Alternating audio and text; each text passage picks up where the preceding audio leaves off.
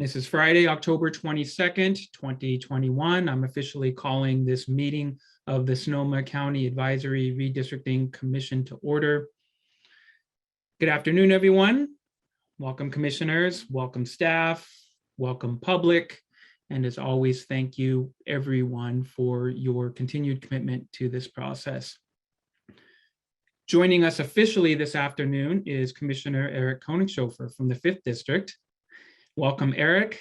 We look forward to your input for the remainder of the redistricting process, especially now, today, as we begin rolling up our sleeves and getting down to business. Mr. Chairman, can I make a brief comment? I want to say, just to let everybody know, I've watched every minute of every meeting video that you've had and read everything. So, out of respect to all of your efforts to date and to bring myself to a point where I'm current on the discourse throughout. So I just wanted to confirm that for you. Thank you. Absolutely. Hitting the ground running. Thank you. For anyone from the public joining us, and maybe for the first time, I want to take a moment to explain the role and the purpose of the Advisory Redistricting Commission, or the ARC. Last winter, the Board of Supervisors created the ARC to assist them with the redrawing of supervisorial district boundaries. This is done every 10 years following a national census to adjust any local changes that may have been caused by population shifts. Our role as commissioners is to oversee this process, to engage with the community, and to provide feedback to the supervisors. A reminder, this is the first time that Sonoma County has assembled a commission for this purpose. So here we are, 19 of us, ready to get to work. On today's agenda, we will pick up where we left off on Monday, the work of examining the draft maps. Today, we'll hear a great deal from our commissioners. We want your input, we need your input, and feedback from the community as well. I'm going to stress today that we need to be productive. We need to be mindful of our time and respectful of the process. So we are going to try to stay as focused as we can. At our Monday meeting, we saw 5 maps generated by NDC, and those maps were the beginning of this next phase. Ken has additional maps he's bringing back to us. We will look at those. Commissioners and the public also gave some input on Monday, and we had some homework to do. So commissioners, we all provided NDC with additional feedback that we will also see today. We all have the agenda, but I think that if we're going to be productive, today's meeting needs some more structure. We have the next few hours to come up with a product. And on Monday, the 25th, we need to finalize the maps that we'll be sending to the supervisors. So we have a lot of work ahead of us. Additionally, we need to capture the narratives, the reason for the maps that we settle on. My hope is to start the narrative process today. And I'm going to propose a strategy for today's meeting. And I want to hear what you all think. Talked to some of you already about it, but your feedback, again, my hope is that we can be as productive as possible.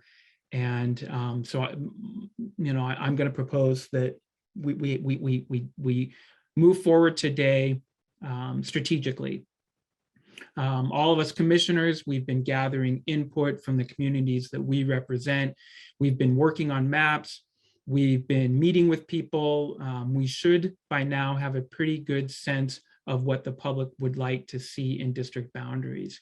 And we're also aware of the rules, the guiding rules to drawing up new boundaries that we have to follow. And we also have the input from Herman Hernandez and what he's collected from his focus groups and his town halls and map drawing events. So the input that we have collectively received is our starting point. So my proposal for getting us all going today is to start with that input, for us to go district by district, creating bullet points for the narrative. All of you commissioners will give the input, and NDC and staff will capture it. It would look like District 1, we'll start there. First bullet point, keep the Springs area intact. I think Ray talked a lot about the Springs area on Monday, Madrone Road area being unified with the rest of the Springs. That could be bullet point number 1. We had suggestions from other commissioners and from the public on Monday as well. We want to capture that. We definitely want to invite the public who are participating today to be able to add to the narrative. And then we move on to District 2. First bullet point, keep Roanoke Park intact. Second bullet point, and then when we're done making these bullet points for the narrative, we put it on the maps, which would allow us to adjust and add the expressed priorities, making it easier for NDC to modify as we go along. So this is just a proposal. I don't know, does this make sense to all of you as a process, a way we can continue today? Ken's hand is raised. I really want to hear from you, Ken. Very quickly, I'll just say 2 things early on. Remember that NDC only produced 3 of the maps.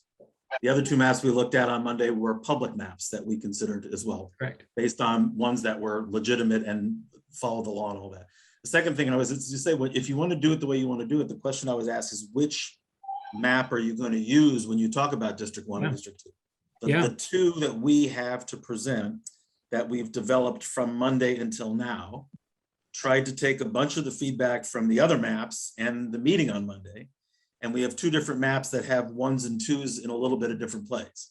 So you might, it's up to you all, you might want to look at what we've done to try and integrate feedback, see if one of them hits closer to the mark somehow. Mm-hmm.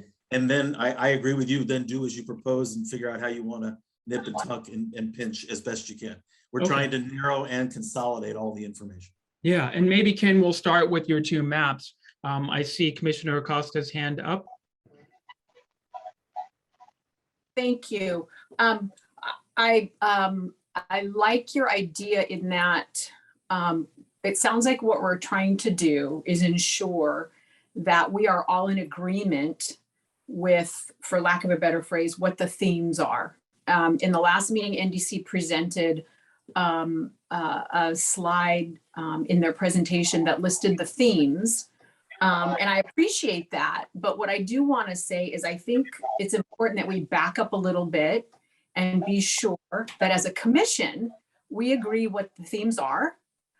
With all due respect to NDC, I appreciate that you put that together. I think it's a great starting point because I think you did capture a lot of what we heard in terms of public comment. But I think it's important that as a commission, we agree with what's driving the maps. So those themes, much like we did with our equity principles, those are going to be the items that should be reflected in the maps.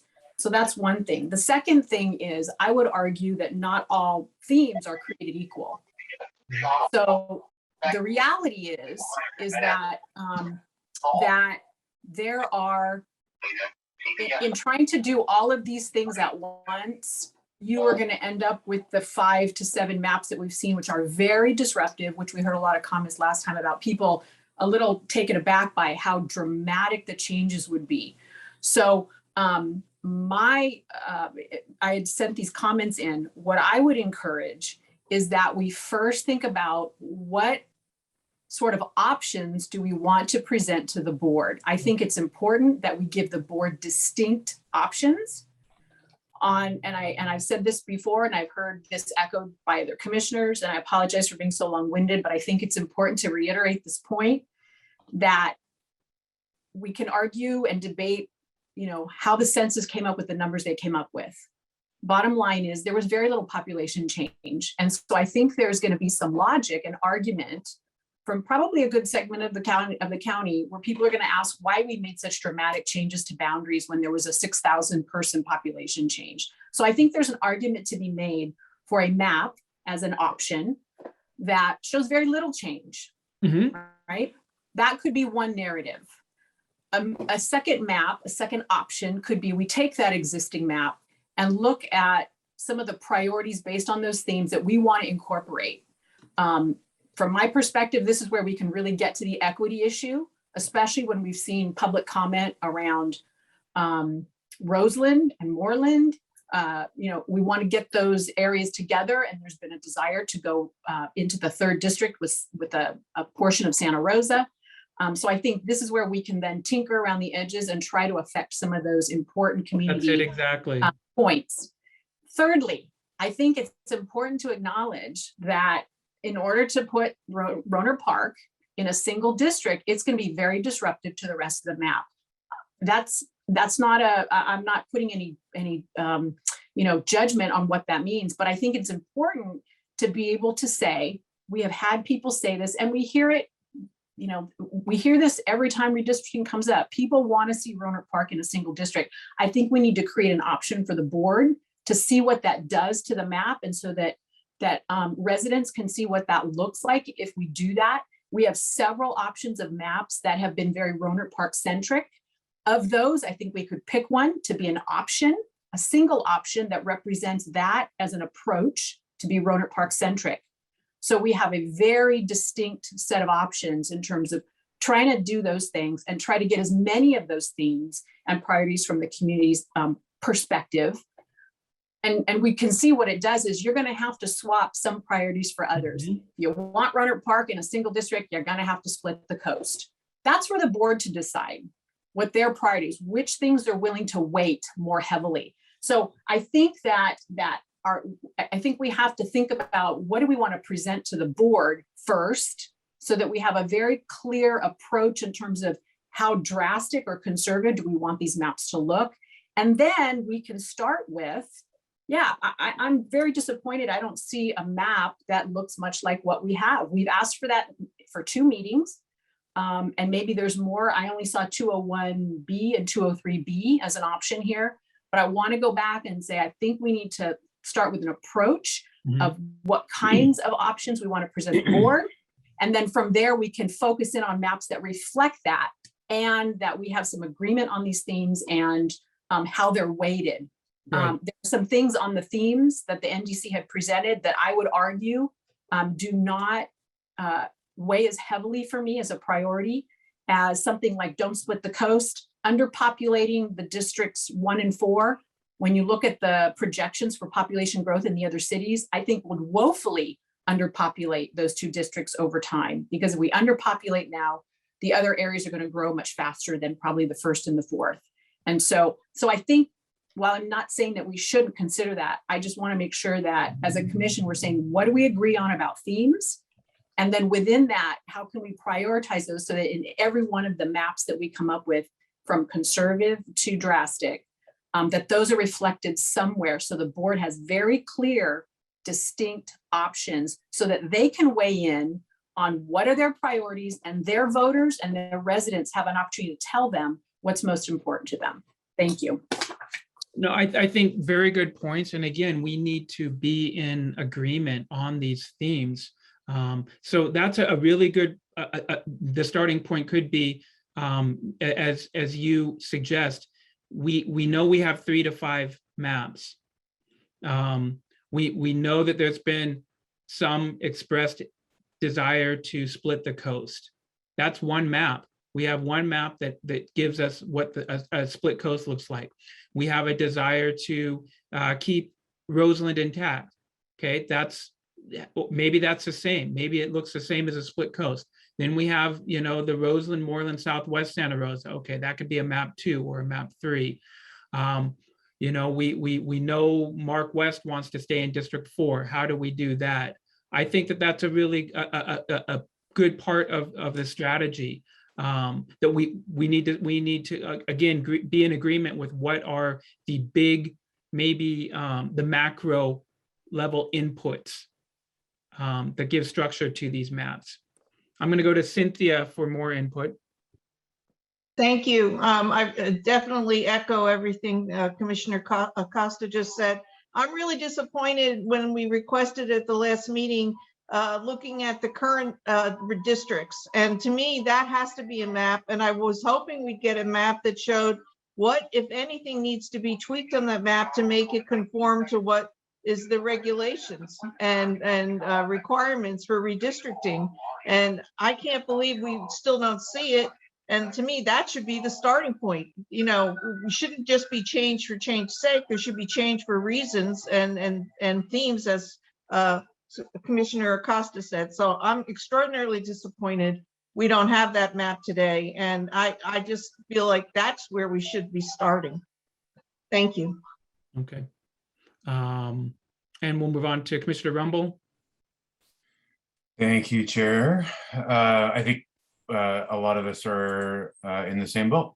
Really appreciate the comments from Commissioner Acosta and the echoing from Commissioner Murray. If we're going to start from a place, why don't we start from what we have now rather than something wildly different? I haven't seen a map yet that I could endorse. I'm voting no on everything that I'm saying. And I appreciate that it's a iterative process, right? So I'm not expecting, you know, a home run on the first swing. But, you know, the two maps that we have still, I don't think are actually reflective of the comments that we provided in our last meeting. So if we want to start with a set of principles that we're prioritizing, I think that's great. And then let's apply those to the map that we have now as the base, rather than picking a map Yes. that frankly does not work at all. And I mean, is really disconnected from everybody's experience in the county. I think that's actually a logical starting point as well, because we're familiar with the lines. We know where the lines are. We know what district we're talking about.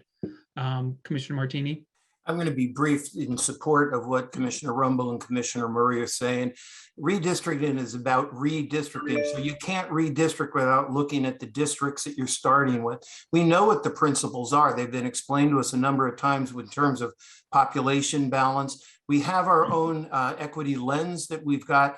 We need to start with each one of the existing districts, find out what is wrong with those districts, and then we can have the discussion how to fix it. But without starting at that very point, the rest of this stuff, I think, is a very frustrating process. And I will tell you, early on, I made a comment that when we were concerned about, you know, getting people engaged in the conversation, the fastest way to get people engaged in the conversation about redistricting is put a map out there. Yeah. People have seen the maps that went out. They are engaged now. And I will tell you that 100% of the people who've contacted me have said, what the hell are you doing? Yeah. So we need to start with what we've got, what's wrong, and then let's fix it. We know we've got the tools. Right.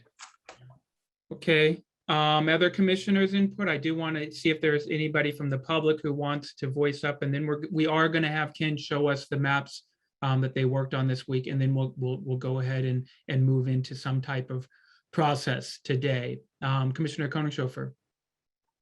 Thank you. I especially like the outline that Commissioner Acosta offered. I think it's very logical, and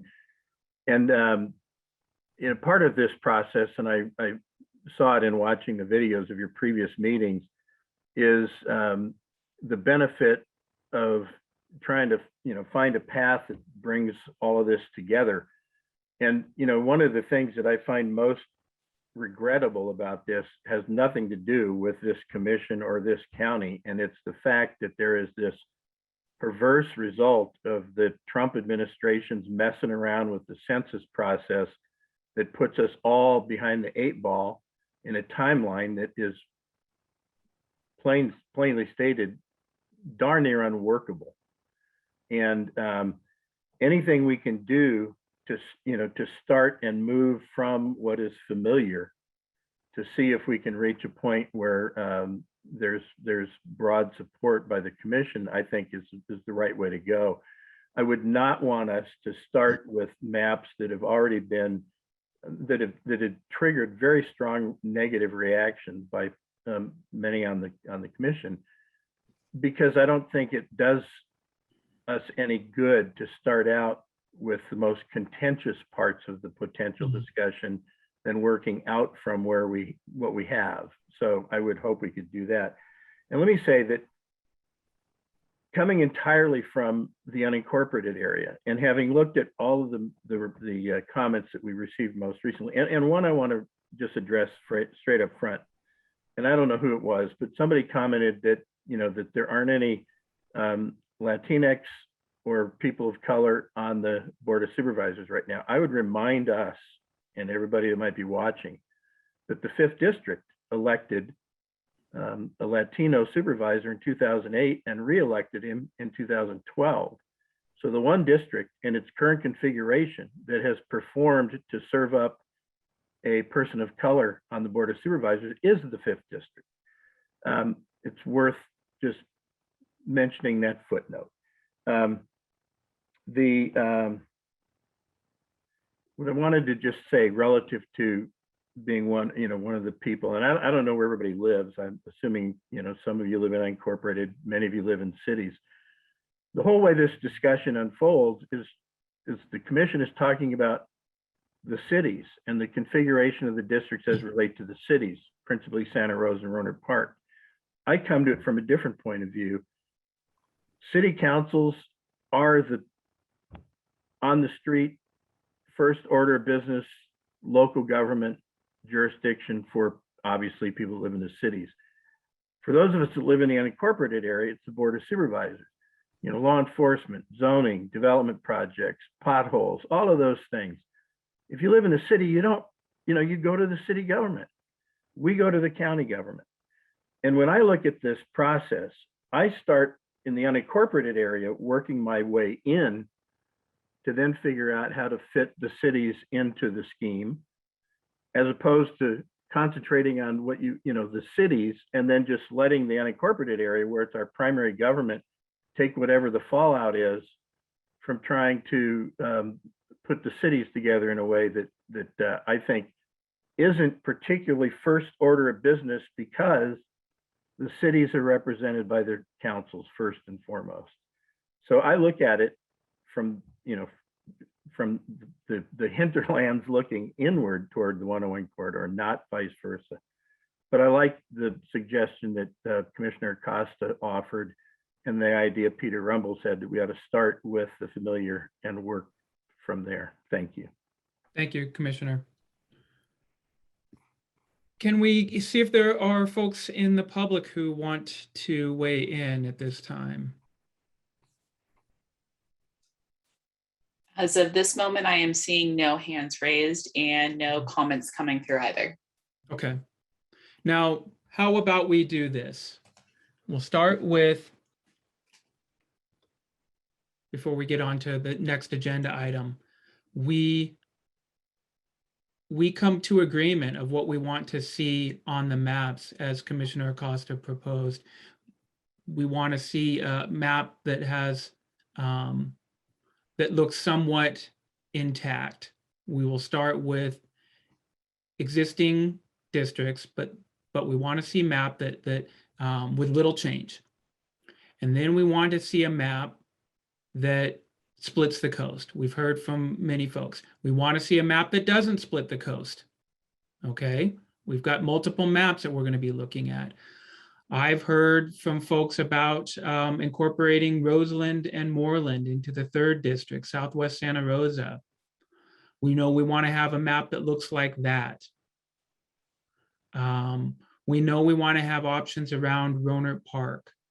Okay, so we need to come to agreement on the macro. We need to come to agreement on what 3 to 5 maps are going to look like. Okay, I see hands raised, but I'm going to go to Commissioner Acosta first because this was her proposal. Okay. Sorry. Yeah, so maybe a good, again, and I can't take credit for this. I think it was Commissioner Shields last meeting. I referenced this in my notes. I think it was her comment last time that really stuck with me, that I think maybe if we start with the page, and we could probably pull it up because it was in the presentation last time with the themes that were listed by NDC. If this is going to make its way into a presentation to the board, I think as a commission, we have to make sure that we are behind this. And if we want to revise it or tweak it or say something about priorities, however we want to do that. But I think we have to first have some agreement that what's represented in this list of themes is reflective of what we heard from people and what we know about the communities that we are here to represent and what people have been telling us. And like I said, I think if we start there, then I think as we look at maps and options that we can present the board, how those shake out in terms of priority, I think are going to become more evident as we say, let's do very little, let's do some more, or let's just go for it and try to get everything in here. Because the reality is, you know, to try to get everything into one map, you're going to end up with all the maps that we see, and Exactly. That's why we will satisfy all of be them, 3 to 5. satisfy Yeah. no one, right? So I would start personally. That would be my proposal: is that we start with maybe looking at that page and see if there's anything that we can't live with on that list, and is there anything that we need to add. So that we as a commission can say these themes, yes, we agree with these themes. We think these themes reflect the input that we heard and the written comments that we got. And then as we look at the actual options of maps, we can decide which map weighs priorities among those themes more heavily. And one map will have some and one map may have others. And then Right. at least that's gonna be, your narrative is gonna write itself once you start to look at Yeah. what you want the option That's to the hope. say. I think so. So do we have the themes? Is that something that we can pull up, Yvonne? Yeah, Madam Chair, Mr. Chair, I can bring it up if you need. Okay, great. Well, hold on to just a moment because we see Commissioner Lugo's hand raised. Thank you, Chair. Respectfully, before we look at any themes, we really need to be looking at the equity principles we put forward. I'd love for us to get grounded in the larger purpose and really understand what we're looking at and what we're thinking about when we're thinking about communities of interest. I think that we need to be looking at intersectionality. So wonderful that we want to jump in. I mean, unless someone can recite them for me, I can't recite them myself. So I'm not hopeful that all of us know each principle that we agreed to at the last meeting. So I'd love for us to ground ourselves in that. Otherwise, then we've What was the wasted point of the people's time. process? Yeah. Thank you. Very good. And along with that, the federal and state laws that we know we have to follow as well. Commissioner Krepke, I see your hand raised. Yeah, I'm just more thinking along the lines of kind of splitting off of what Commissioner Acosta and Commissioners Rumble and Martini said, where we find our starting place with what we have now, and then hit the points that we've discussed previously, right? So maybe have it be a democratic process. And we've heard some things that are absolutely, pretty straightforward that we've heard massive support for, like the Roseland and Moore Park being taken into District 3, right? And then we've also heard things like Roanoke Park being represented by one supervisor that has been pretty strongly supported. And then we get into the things that are more, controversial or open for more discussion, like splitting the coast or spreading out into the 3 into the more unincorporated areas, and then go through a democratic process and just say, by a show of hands, who really wants to split the coast, and then go from there so that we are as a unit are giving direction to the demographers. Because I mean, we can sit here and go over point by point, area by area, and it's just going to be talking in circles. Yeah. I think we just need to hit bullet points, say who's in favor of this, who's in favor of that, because there are ways to do almost everything we want to do when you manipulate the population. Exactly. So it took me 20 minutes to put together a map on District R that basically took District 5 across 101 and took all of Roanoke Park, and then took 3 into Roseland, and boom, other than that, everything stayed the same, and I just think we need to look at big picture and the points we want to discuss, keeping Lower Rush River together, Sonoma Valley together, those things, make sure we're all on the same page with those, and then go from there. And the good news is that we don't have to finalize on one map. That's the supervisor's job. We need to provide them with 3, maybe to 5 maps. If we're going to say that we're going to have a district with little change, I think that we definitely need to include that as a map. I'm not sure if the existing map should count as one of our 3 maps that we're supplying them with. So maybe that's a 4th map, or maybe an existing map with some modified change. Okay, Commissioner Vice Chair Horta. So one thing I'm wondering is, because all of the comments that I have seen from the public is about not splitting the coast. So why are we even considering a map? Because 2 commissioners, the coast? I mean, two supervisors asked for it. Okay. And so that's why I feel like we have to give them a map that splits the coast. Let them see what it looks like. Let them see where, if splitting the coast is a desire, let them see what the impact would look like. That's. And then I agree with Ana Lugo, Commissioner Ana Lugo, about bringing up the principles, making sure that we are all in agreement. Since last meeting, there were some questions about it. Commissioner Boer. Regarding the issue about splitting the coast, I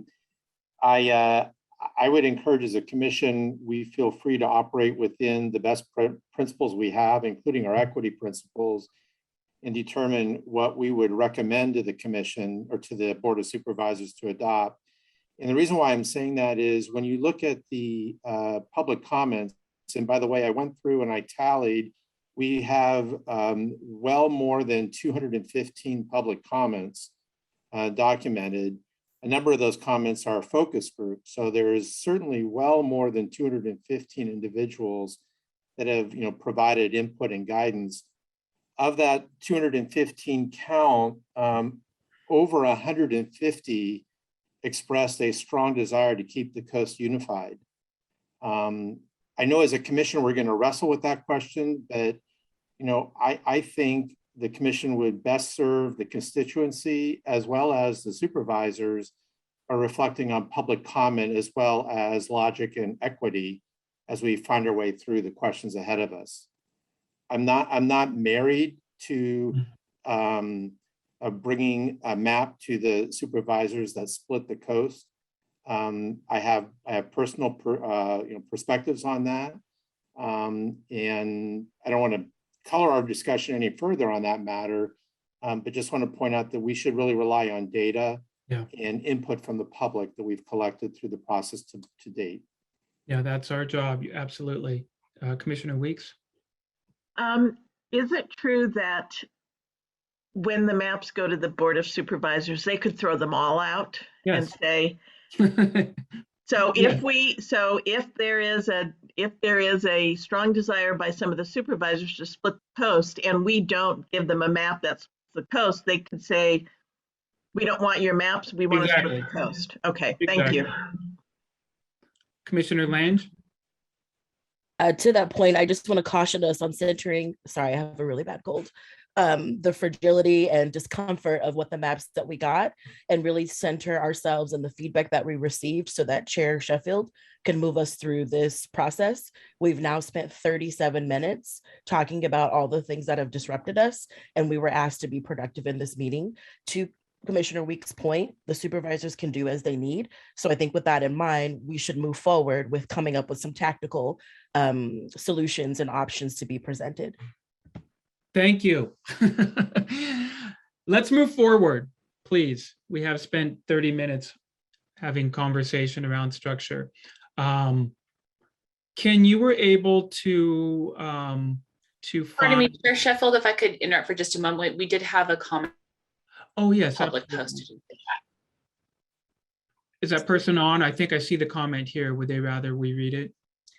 So Brian, I'll give you an opportunity to raise your hand if you'd like us to go ahead and promote or unmute you. Otherwise, we'll go ahead and just read off your comment.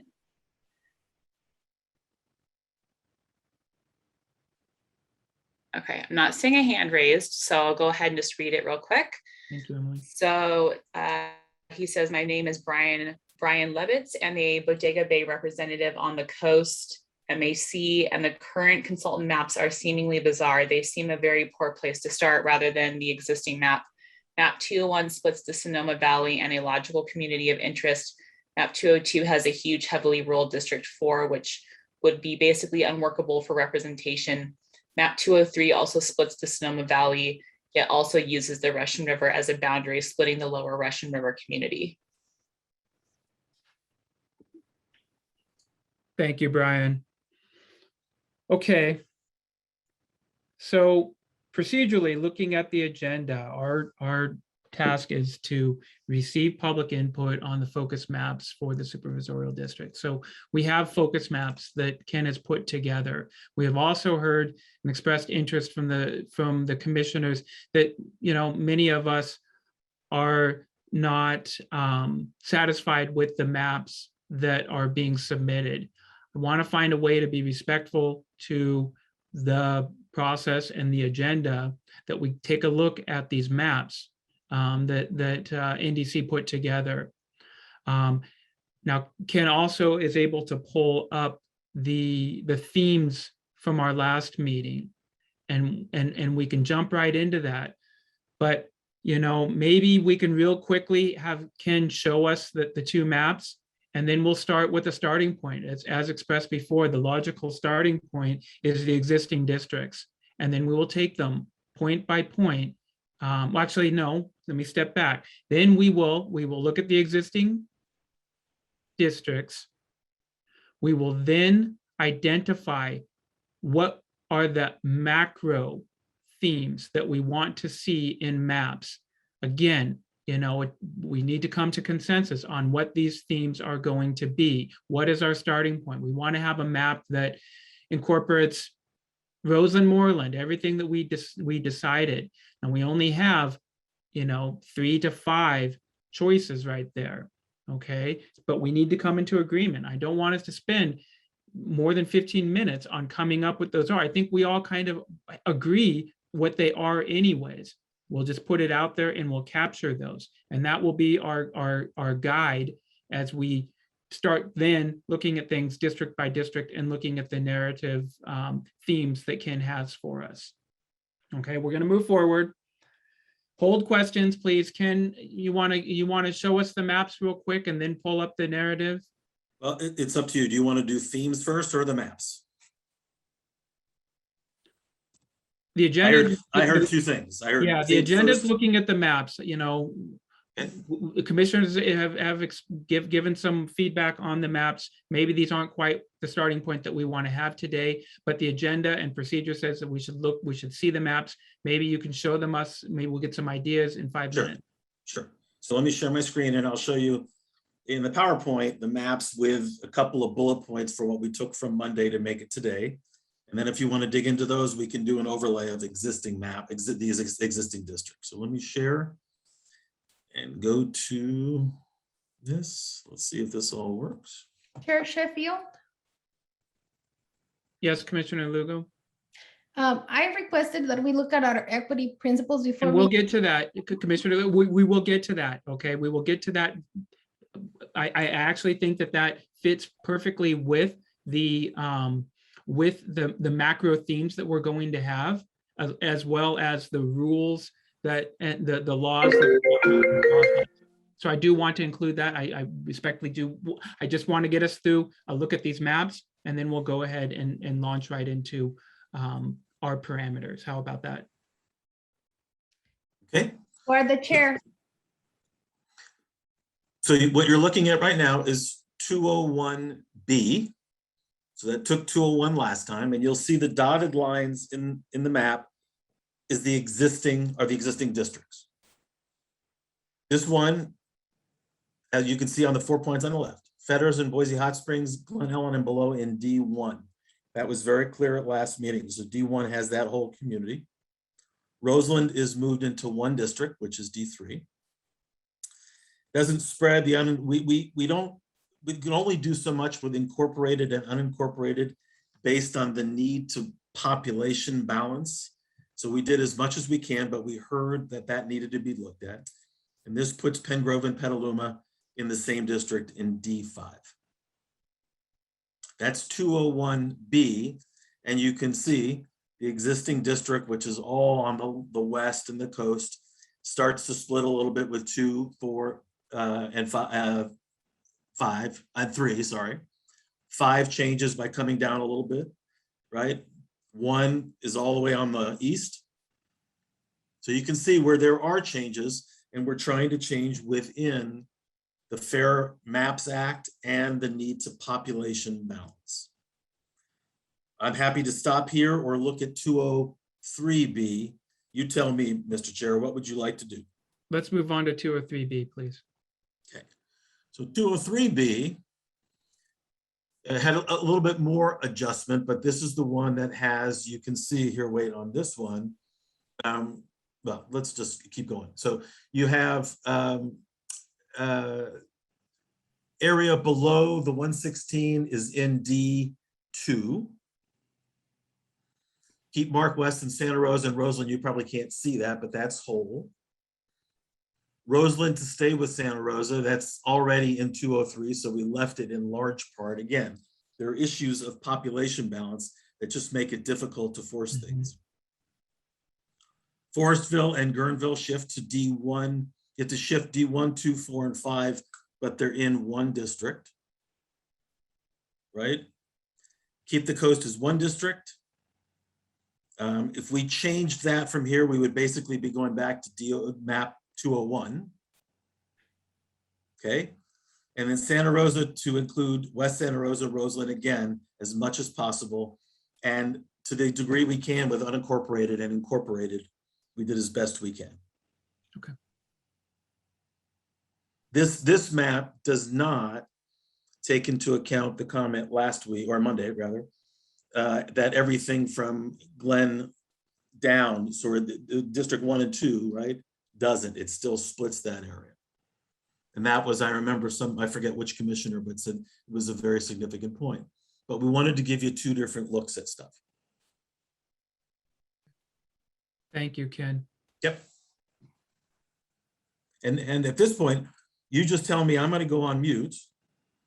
As if I can't. Oh yeah. No, I'll just be quiet. I'm going to take notes based on what your comments are. Okay. If you want me to stop sharing or whatever, you tell me. Yeah, please stop sharing. Well, okay, hold on. We want to see if there is value in keeping these up. Commissioners, you can give a thumbs up, give a thumbs down. Is there value in keeping this up as we move forward? Okay. Okay, let's go ahead and let's go ahead and stop the share, the screen share. Okay. Okay. Now it's my understanding though that you do have the themes that we have from the last meeting. And I want to point out that Yvonne has put a link to our equity principles in the chat. So if all you could please open up the equity principles in the chat. Okay. Now, as we start to develop a starting point, okay, I want us to be guided by these equity principles. The other thing about the equity principles is that these will also be part of the narrative that is given to the supervisors. This is their tool as much as it is ours. So I do want to appreciate the work that was done in this, and I think Commissioner Lugo is absolutely right. This is our logical starting point as we look to how the district currently exists and how the districts we want to exist. Okay, so we all have a chance to view these equity principles. Now, process. We're going to move on to agenda item number, well, we're still on, I guess we moved on to agenda item number 2, but we're going to move into the next phase of agenda item number 2, which is the macro level. We have 3 to 5 maps. You know, commissioners, raise your hand and tell us what needs to be in a map. What do we need to deliver to the supervisors? I'm just going to say it. I know it's not a popular one, but again, because it was a map or a proposal that came from the supervisors themselves, I really think that we should include a map that splits the coast. Okay, and then it's up to the supervisors to listen to their constituents, the 100 or so emails that we've received opposing this position, but we need to give them an option that splits the coast. Are we in agreement with that? Okay. There's one map that we really need to see. Okay, now I see Commissioner Boer's hand raised. Thank you, Chair Sheffield. I was going to volunteer what I think are the important themes that whatever maps we provide would kind of tick off. Please. Okay. So in thinking about this and reviewing the public comment we've heard in our past deliberations, I've heard from the public that they are most supportive of a map that introduces minimal change, but addresses equity issues that have been highlighted through public comments. The risk in providing maps with significant change or even disruptive change is that it could negatively impact the effects of the voting cycles for the constituents and the ability for incumbent supervisors to finish their terms, especially for those supervisors that were recently elected. So shifting the boundaries too dramatically could in a way short shrift the 2020 vote that puts certain representatives into office. The key themes, though, that I think besides the minimal change are, and again, I'll go back, and I know that this is an oppositional view to what you just mentioned, Chair Sheffield, but I think it's important that we provide maps that keep the coast unified in one district. A second theme is to have Rohnert Park unified with Cotati in the same district. A third theme is looking at the Eldridge, Fetters Hot Spring, and Boyce Hot Springs area and keeping them unified. I have a question in my mind whether they're best served connected with Sonoma, the city of Sonoma, or whether that could be independent. I'm unclear on that, but keeping those three areas together, I think, is an important theme. I think another important theme we've already mentioned several times is about keeping Roseland associated with the predominant Santa Rosa district, whatever district number that may be. I think that's a key theme. A fifth key theme is keeping Larkfield, Mark West, and Wickiup areas unified.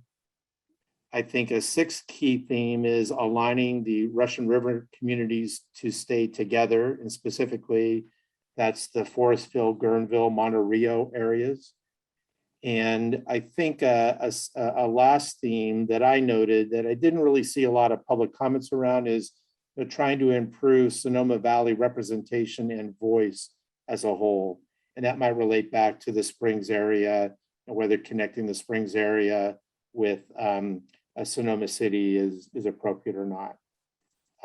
That's what I'd like to offer as the key themes that I've heard and I'm eager to try and fulfill as a commission. Excellent. Excellent. Thank you. Commissioner Manieri? Thank you, Chair Sheffield. I'm just going to say that we don't need redundancy. Okay. Again, we're so if you agree, we'll all nod our heads in agreement. But if you have something to add to these, I want us to continue along that. Thank you for the reminder. And yes, I was going to say that I agree and thank Commissioner Boer for that very high level analysis of themes. I agree with all of them. And the only theme that I would add to that is keeping Moreland as a community of interest connected to Roseland. So I guess in the larger picture would be Moreland also being incorporated into, or not in that sense, but being attached to whatever district the city of Santa Rosa will be in. And just for clarification, Commissioner Manieri, keeping Moreland, would that maybe include extending through all of Bellevue area? Is that? Yes. Okay. Yes, thank you. Commissioner James. Thank you very much. I just wanted to reiterate that the current maps are very disruptive to District 2, and I had mentioned it at the last meeting that west of 101 in Cotati and out towards Valley Ford, that's also part of Petaluma. Those addresses are Petaluma out there, so we need to keep that area together. Historically, it's a very close-knit agricultural community, a lot of dairies, a lot of vineyards that really identify with Petaluma, not Santa Rosa, Rohnert Park, Sebastopol. So really need to keep the west of 101 up through Highway 116, Sebastopol and beyond, still part of District 2. Thank you. Very good. Thank you, Commissioner Acosta.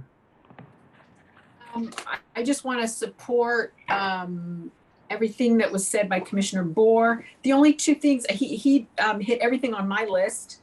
The only other two things I think would be important just to add, and maybe it goes without saying, but I think to make sure we keep in there the Voting Rights Act and California Voting Rights Act as a theme. That's the issue of balance and all the laws that we have to adhere to. I think, and the only other thing I had was, to the extent possible, keeping cities and census district places whole in a single district when possible. Obviously, City of Santa Rosa can't be because it already exceeds, the total population of a district. But those would be the only other two things that I would add to the list that Commissioner Bohr, and also I'm perfectly fine with adding Commissioner James, Herrerius James. Again, I think it's one of those things we could add as a theme and just ensure it shows up on one of our options. We just want to be sure, and I would argue that it may stay in option 1 if we do very little. Thank you. Commissioner Koenigshofer?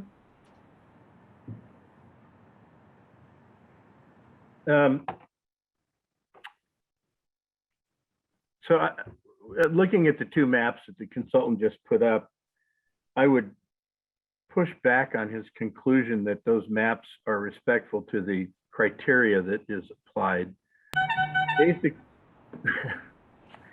Basically, if you look at those two maps, they just completely gut the 5th district. And I would remind us that in 2020, Supervisor Hopkins was reelected in the 5th district with a vote of 82%. The idea that you're going to completely unravel that district, I really do not understand the logic, and I really can't figure out how the consultant comes to the conclusion that that kind of a just completely disruptive change to so many unincorporated communities is within the bounds of geographically contiguous, undivided neighborhoods and communities of interest, easily identified boundaries, et cetera, minimize voters shifted to different election years, respect voters' choices, continuity in office, preserving the core of existing districts. Neither of those maps get a D+ on any of those categories, yet they're on the table. I'm again just completely dumbfounded. I appreciated the list that Commissioner Bohr talked about, and it would be really nice to go through that list while looking at the existing district maps. That's the plan here. That's why I'm taking Well, these why don't we notes. get to it? Okay, that's what we want to do. All right, Commissioner Okrepke, any more to add to our list? Yeah, I would just say to add to Commissioner Bohr's comments, I'm assuming he said Mark West, Larkfield, and Wickiup, because those were fire affected areas, that they should be kept together. Yeah, I would also add Coffee Park into that because we are all in the same district currently, as well as half of Coffee Park is in the Mark West School District. So you would disrupt that if you move that line as well. Okay, great. Okay. Ken, I see your hand up, but I'm going to continue along with commissioners since we're getting somewhere on these macro themes here. We'll come back to you, Ken, but Commissioner Martini. Real quickly, I just want to know I support what Commissioner Bohr's themes were completely. I think we do as little change as possible.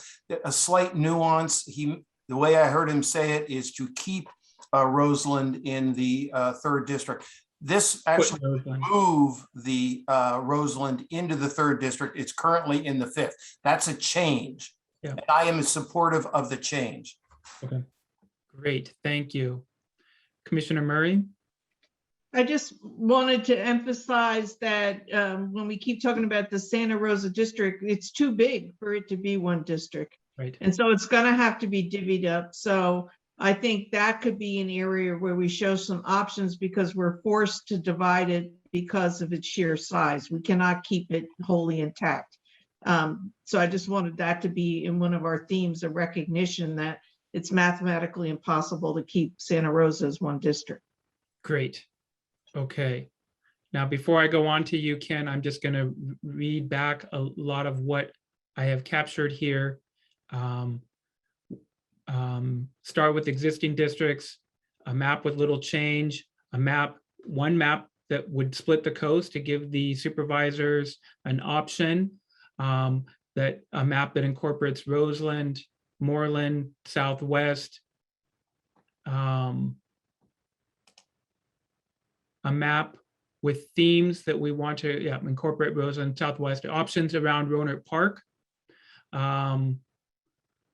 Let's see. A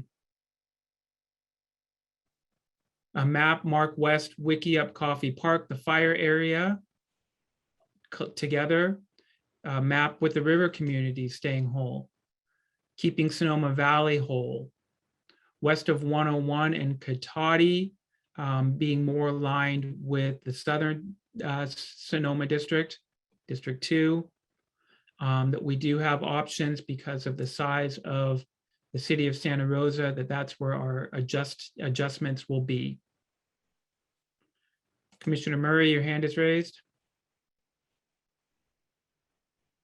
Forgot to take it down, sorry.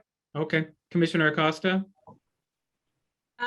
Yeah, I just want to suggest that given the significant public input around the coast, yes, what I would suggest is that we not make it a theme. However, that I think it's going to end up in one of our maps when we try to a la 201B and 203B. I think we're going to get one with the split coast, but I would argue not to make it a theme because it makes it sound like we all are in agreement on this. It's a priority. Okay. And I think it goes completely against public support, public comment and desire. So I think not making it a theme, but I think it's going to end up there and we should, and that would be fine. That would be absolutely fine if it ends up that way.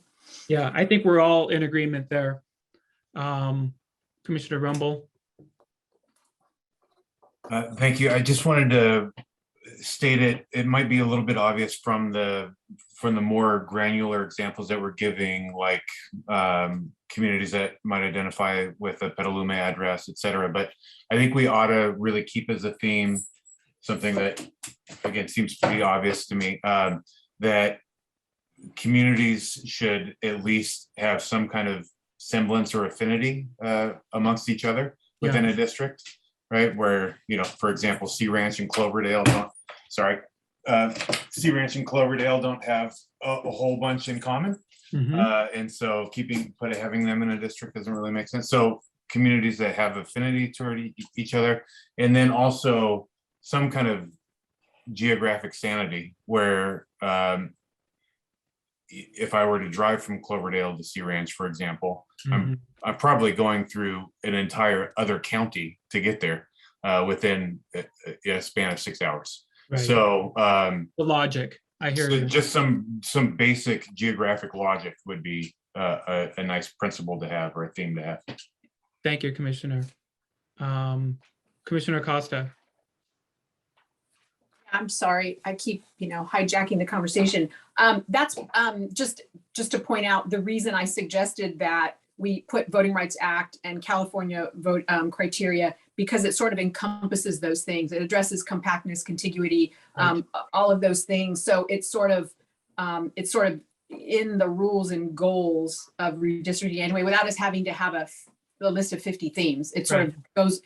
Now, that said, because we created equity principles, we may wish to add that specifically because it's not required. I think we need to. Yes. Yeah. So if we could put that in our themes again, because that's something that we're saying is driving our approach and our look at where our priorities are. So that may be something, I just throw that out there. But I think if we said Voting Rights Act, California Voting Rights Act, I think it would cover a lot of those other issues that we want to be sure, we're attentive to the law Right, and, right.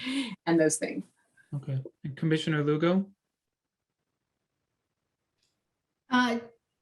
Commissioner Acosta addressed my concern about making sure that we are reminded that we are acting within a legal framework. This is not just a free-for-all, right? And that the equity ad hoc did look closely at the federal regulations, the Voting Rights Act, and the other principles before we built the equity principles. So none of that is existing in isolation. So I think I just really advise fellow commissioners to revisit the actual framework within which we're existing, because a lot of their concerns are actually addressed there. Absolutely. Yes. Commissioner Bohr. I just want to make a comment about the coast question. I'm not at all opposed if we as a commission, provide a map to the commission, to the board, the Board of Supervisors. But I want to be sure that if I dissent, and I do dissent strongly about splitting the coast, that at least that dissension can be somehow reflected in whatever materials we may put in front of the supervisors. Okay. No, I think that even if we do dissent on proposals that we've heard, we need to respect that. It needs to be stated. Maybe a way around the whole coastal proposal is to just do a +1. We are just, because it was requested of us to give consideration to it, that we see what, because we're doing the work, we're seeing what the disruptions would be in that proposal. Okay, we've heard from so many in the public, and when you really get to move to playing with the maps and trying to find a way to split the coast, you can do it, but it's very disruptive. Okay, that helps quite a bit, Chair Sheffield. Thank you. Yeah, and I think that the supervisors, it would be beneficial for them to know that, for us to say, here's a map. We've tried to do it in a way that would be least disruptive, and here it is, but that's not our focus, because we heard the input that we said was don't do it at all. So perhaps maybe we just we acknowledge that there was a desire and we call it a +1. Instead of 3 maps, we give a 4th map. Here's our 4th map. This proposal. Commissioner Koenig-Schofer. Relative to the coast discussion, at the last Board of Supervisors meeting where they discussed this a couple of weeks ago, the whole issue of redistricting, my recollection is that Supervisor Gore's comment was, well, I could go either way. Yeah. And in recent conversations that I'm aware of that people have had with Supervisor Hopkins, she's not intent on the thing. So, to me, the idea that basically the comment you just made, Mr. Chairman, we could report to the board that we looked at it, that there was overwhelming, like 100 to 1 or 75 to 1 against the idea from public comment. We found that, so the overwhelming public opinion is do not do it. The effect of doing it would be very disruptive. Therefore, there isn't a map. And I would say another reason that I would prefer we go that route is that when you talk about presenting a map that splits the coast, you don't just present the map that shows the coast split. You present a map that shows the entire county. Everything, sure. So what do you include on the rest of the map relative to these other issues? You're going to have 5 or 6 maps that show the coast split to cover all the other alternatives. This is where that I think it just, the tail can wag the dog in a lot of these subsets that we're talking about. And the coast, based on what the public input is and the disruptive result is, I think, to just report to the board, we looked at it hard. Overwhelming public says, the response is no, it's too disruptive, therefore we didn't present you a map with that option. Okay, let's all consider that. Okay, we're going to move on. I think that's something for us to think about. We'll return to it. Right now, maybe we don't focus too much on trying to develop anything that's going to split the coast. Let's not waste our energy and the time that we have. Time check. We're an hour in. Commissioner Lugo. Chairman, I think we may be looking at this next, but I'm really concerned about this is going to be really disruptive comments because I love them to be grounded in actual facts. I understand we got an overwhelming number of public comment around splitting the coast, and I'm not for it. I'm not against it. I really want to look at the data. I really want to understand the demographics. I want to respect the wishes of the public, and I also don't want to be grounded in this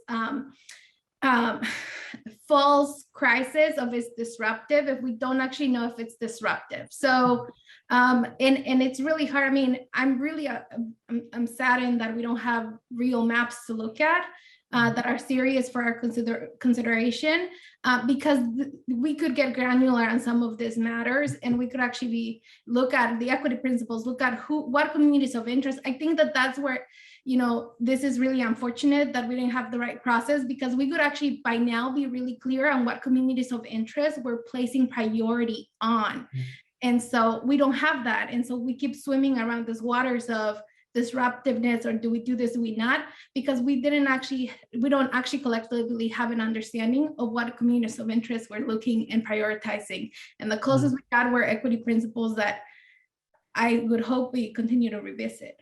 Yes, absolutely. And the hard thing also is that we're doing this remotely, that we're not sitting in a room. We don't have maps on the wall that we can point to.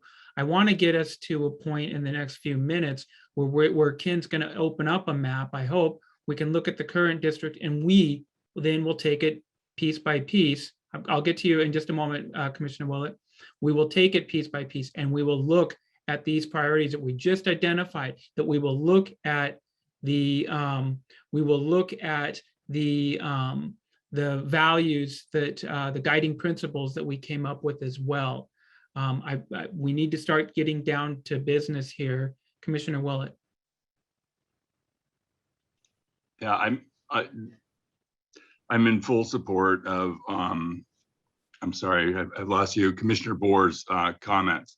And the other thing is I thought we were going to get the data with this to everybody's point. The next point of looking at these equity principles, we can look at the shapes, but there's no, and comment on those, but there's no breakdown of demographics behind that. We were promised with every map we would be given the population breakdown, the demographics to go along with it, and all this other stuff. We can't even look at this to say, okay, this map, the shapes are weird, but wow, this really does a great job at this, that, or the other. So I feel like I'm really disappointed in what we've seen here, and I'll just leave that at that. Okay, so we are disappointed. We want to first start. I think we can do that tonight with our input. Okay, Commissioner Acosta? Yeah, maybe just a process suggestion. If nobody has anything else to add to the themes, I don't know if we need a formal way to adopt this, or there's just agreement to kind of follow that. And maybe we can expect staff or NDC to revise the themes that were in the last presentation from the last meeting to be sure that any slides that go to the public reflect what we just listed as our themes. Then I think we could probably take those themes and look at our equity principles and start with taking a map, starting with where we are and saying, what can we do to do the least, but get our population as balanced as possible? And I think in doing that, you're going to go down the list of themes and realize you're going to hit most of them. Right, exactly. So we can compare our themes to the map. And then is there anything we didn't get? That can be option 2. So now we can make some more changes that will start to shift things. And then the more we shift to try to incorporate as much as we can or have a priority reflected in the map, right. Then you will see more dramatic change. And that's where we get some very distinct options for the board to wrestle with, and they can decide what their priorities are and which map they want to focus on and tweak some more. But I think if we take this, our principles, and I think I know in my notes, since we didn't have anything from the last meeting and this meeting that looks like what we have now, I had looked at all the maps in the public gallery, and there was a map that did exactly that. I identified. Hold on to that map though, okay? Because I want to get that. I want to get us there, okay? Right. But what I'm going to say is if we start there, we don't have a map that looks like that now. I think all the maps we have now look like the end of the spectrum on the other end. They look like something that's very different than what people are saying, that we needed something to be able to evaluate. It can be pulled up on the website. We could look at it. But there is a map that somebody created that looks like, we took the current map and did very little and got the population in much better balance. And so I'm not sure why those maps weren't relooked at when we've been asking for something that looks like that. Let's hold on to that, Elizabeth, because maybe that is, part of our starting point, okay? I really want our starting point to be the logical, what we have, what the districts look like now. Yeah, and that's the map that I can give you the number when we're ready to look at it. When we're ready. What I want to do is Ken had his hand up. I want to cut off our input right now because I don't think we need, there's 19 of us. I don't think we need to do a formal vote on this because nobody is speaking in opposition to these proposed themes that we just, our starting point themes that we just came up with. I'm hearing agreement. Okay. I want to move forward with the agreement here.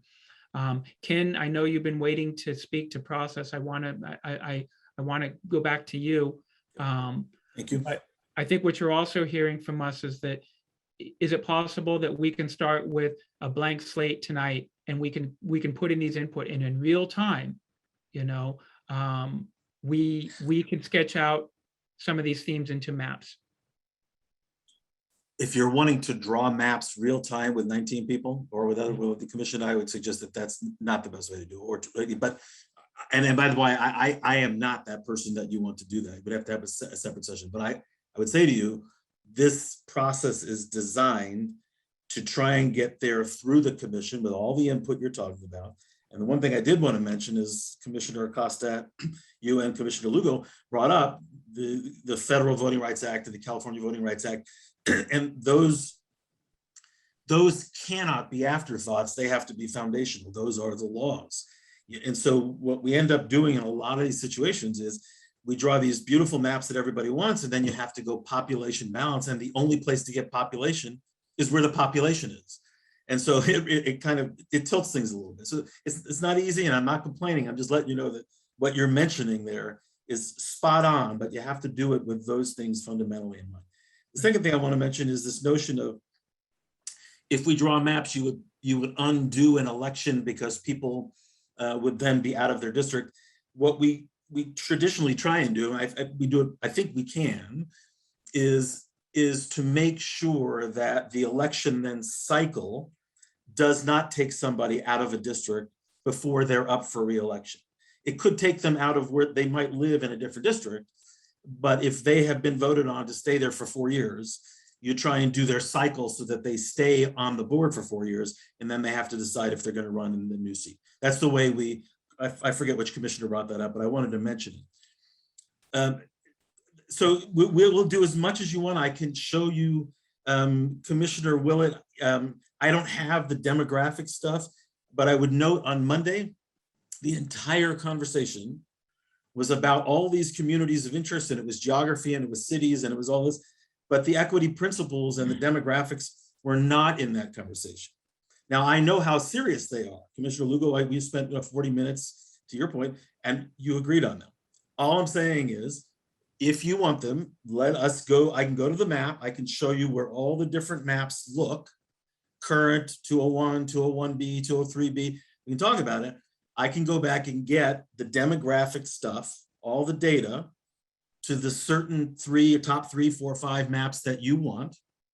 And then I can get that through Yvonne to you guys, and you can assess them with the equity principles in mind. The only concern that I have, Ken, is that we have today and we have Monday. Correct.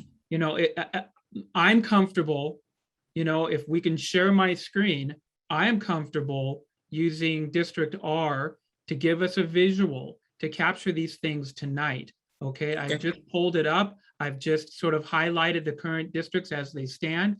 I shaded the population center of each district.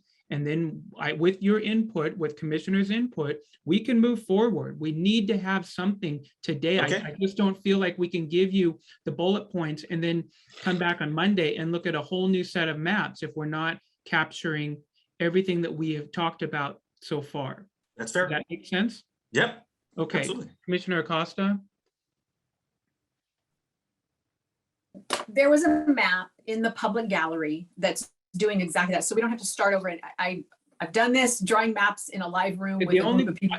Commissioner Yeah. Acosta, I wanted to stop you right there. The only problem is that that's a map that you found, that you pulled out. We want to do something collectively. I want you to open that map up. So, if you were to open that map up and you were to keep that map on your screen, keep that as your theme, so that when we go through this process, you can give us that. Okay. Right. So what I was going to suggest is that one has already been done.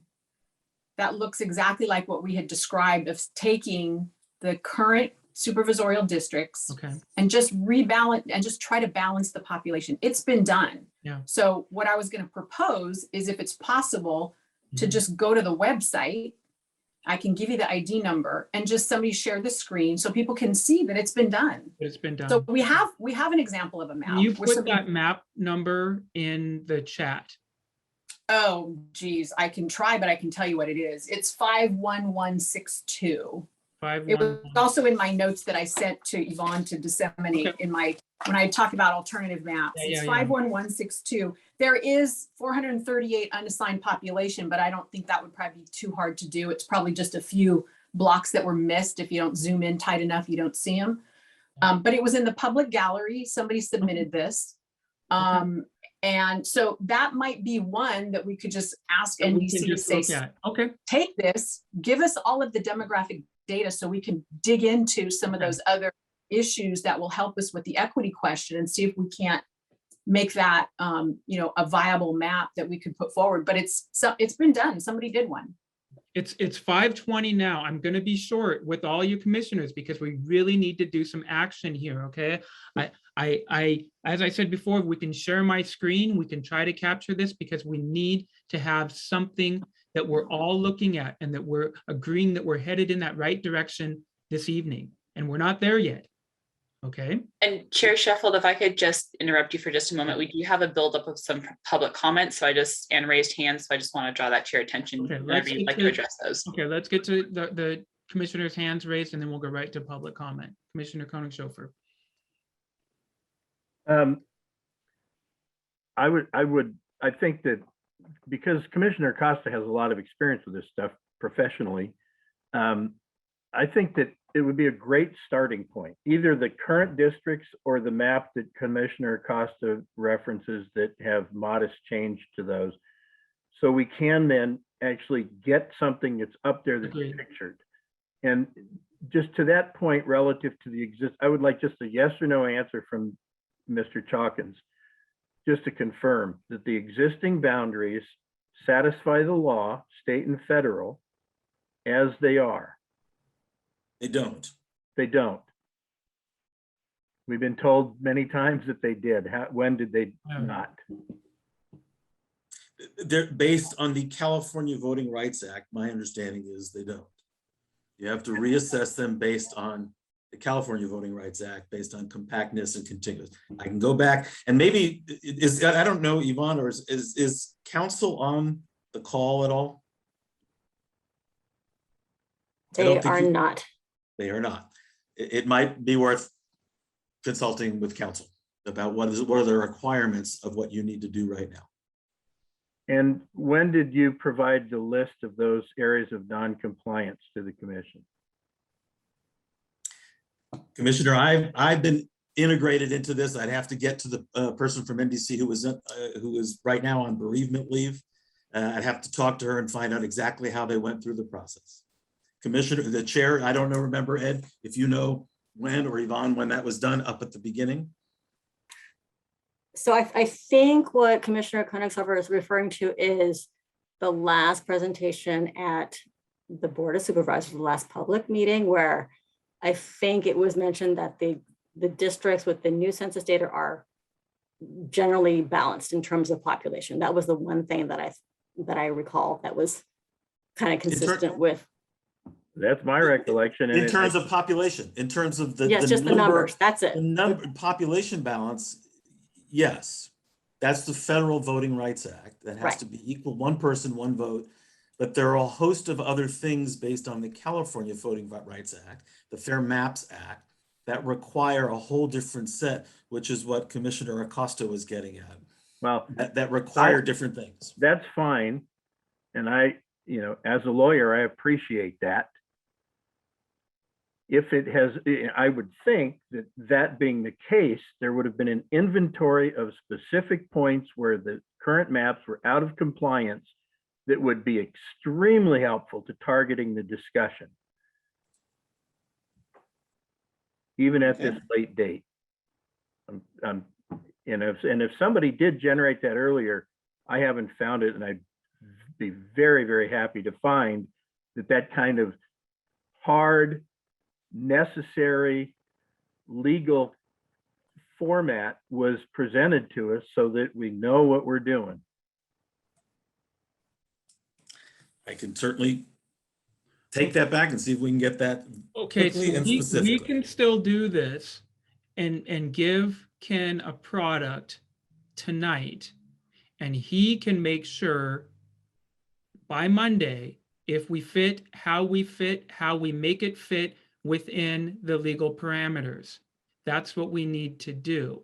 Okay, but again, it's getting him that product. He will get the concept and he will make it work. And then we'll be able to see how he made it work and begin our discussion on Monday that way. If it's possible to go to the map that Commissioner. I have it ready. I have it keyed up. Commissioner Willett? Yeah, Ken, to the point about the data, when at every meeting up until, unfortunately, Shalise wasn't able to make it, Shalise reiterated the fact that each map would be presented with a sheet, and every time she gave us an example, behind that map was a second sheet that gave us, some preliminary data as to some demographic data. Every time.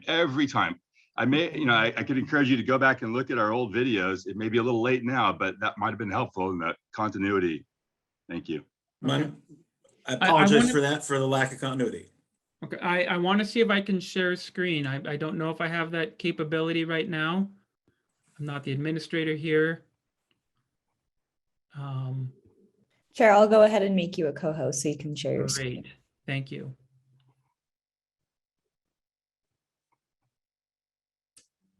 And Chair Sheffield, did you want to do this first before going through the public comments that have come through? I'm sorry, we do want to go to public comment. Maybe we could, as we're making me a co-host, we can bring in public comment. Okay, so I think what I'm going to go ahead and do is start off by reading the public comments that we have so far, and then I'll go ahead and offer up to members of the public who would like to unmute themselves and speak, because I do know that we have a hand raised. So let me go ahead and go through these real quick.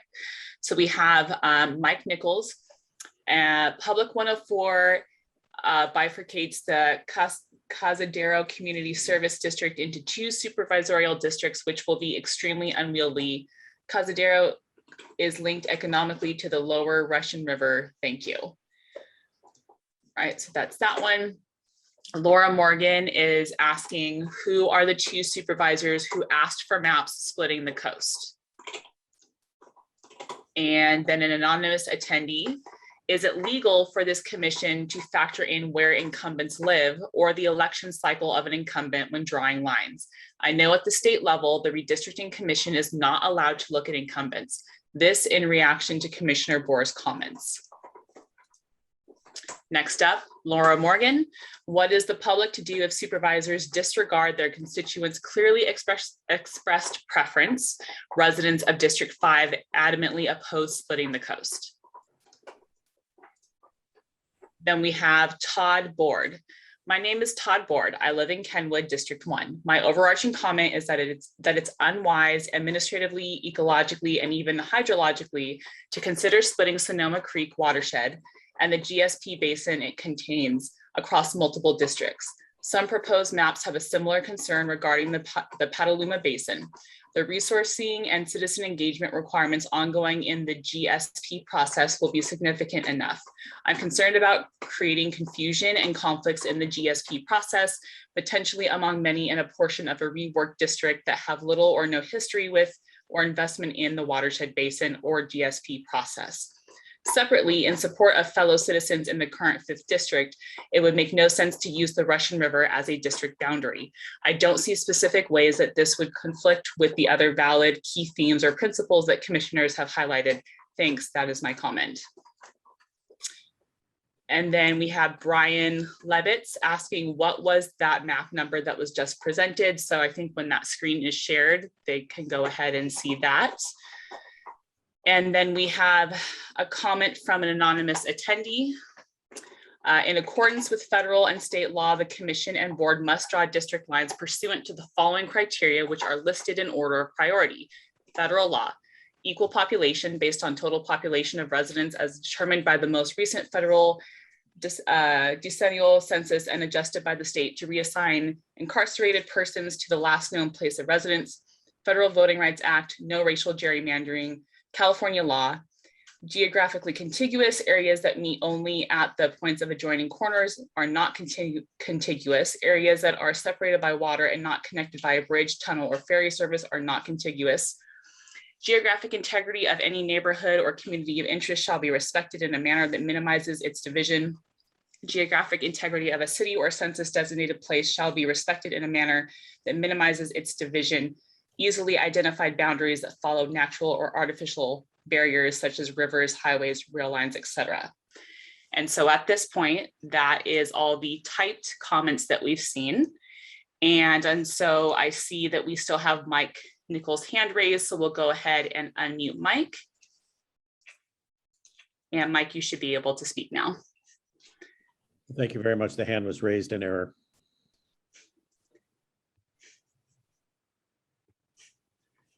Okay. I am now going to try to share my screen if I have access.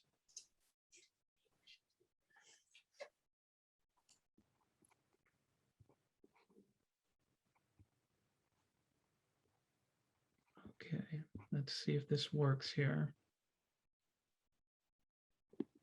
Okay.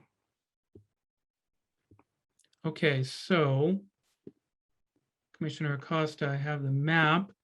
If I can get that back.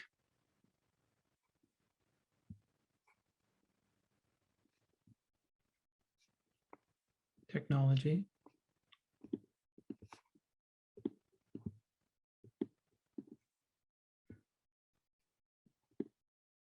I had that map. There we go. Can we all see this? Yes. Okay, I'm going to move a couple of things on my screen so I can see this better. Okay, so this is the map that Commissioner Acosta was suggesting. Is that correct? Map 51162. Yeah, that's correct. This is the one that I was suggesting Mhm. that we start as a starting place with potential, starting with current lines, Okay. making some modifications that will balance population. Okay. And luckily, I think it hits on a lot of the comments that the public had said were important to them. Right. Just doing very little. There, Doing like I very mentioned little. earlier, and there is some unassigned population, but I'm assuming our demographers could find those and figure that out, how to balance that and make sure everybody's accounted for. Okay, so we're all taking a look at this. Ken, you're taking note that this is a map that is very similar to what we have been talking about. It's very similar to the way that the current district is. We can zoom in to certain areas. Okay, so maybe what we can do, we have commissioners here and I'm going to need help because I'm trying to do multiple things here. So if you have a hand raised, you might have to speak up. What I want to do is start with District 1, and I want to see if this meets the criteria. And I want to hear specifically from the commissioners who represent District 1, who can speak and see if this does meet some of the criteria. Perhaps this is a map that we submit. Perhaps this is where, you know, one of 3, 1 of 5 maps, if it does, if it does satisfy what we're all looking for. Okay, so I am. Speaking as from District 1, I can tell you this, I mean, this is status quo, really. I'd have to, I mean, it looks like it's moving into picking up some area up north, maybe. Okay. To pick up some population, but that's what I would expect. Okay. Are So there to any? read the comments in the chat that were already put up about this, you don't mind? Oh, yeah, Chair just Sheffield. one moment, just one moment, please, Commissioner Krepke. Commissioner Willett, are there any areas that you want me to zoom in and focus on? You're on mute. You're on mute. I've got my own copy of it open, so I can zoom in. You know, it kind of does a weird loopy thing up around the top of Santa Rosa. You know, I'm sure they're just trying to get it balanced there. There may be what better. I'd have to bring up is there a way to bring on the old layers? Yeah. The old district supervisors, how do you get there? Data layers. Go to data layers and just click on. Yeah, I see it. Okay. I see what's going on. Oh, okay, I see. We moved into Roner Park. Yeah. That's where we're getting the population from. And yeah, I could see that. I mean, I'm not north. I think it brings the district a little bit more into compactness. You know, it's not quite quite far north, and that area probably has much more to do with the area that it's now would be assigned to. You know, whether adding that area of Roner Park, you know, someone else would have to speak to that. I'm not really an expert on that area or actually up north. So I'm much more familiar with the southern areas. But if this helped with our, I think where we were lacking really was demographics. We were overpopulated, underpopulated in minorities. So that might be what's happening there in Roner Park. Okay. I want to go back to Commissioner Krepke. I didn't mean to cut you off. I'm sorry. I just pulled up some more demographic information here. I will keep it on the side. Commissioner Krepke, you had some comments. Yeah, and no problem, Chair. I just want to make sure, because I know you're doing like 5 different things right now, that there were some comments in the chat, and then Emily told us that we needed to say them so that they. I cannot see the comments in the chat. Yeah. So the 2 main comments about this map that were that it doesn't unify Roanoke Park and Cotati, and that it was drawn with estimates given to us in August and needs to be analyzed with new census data.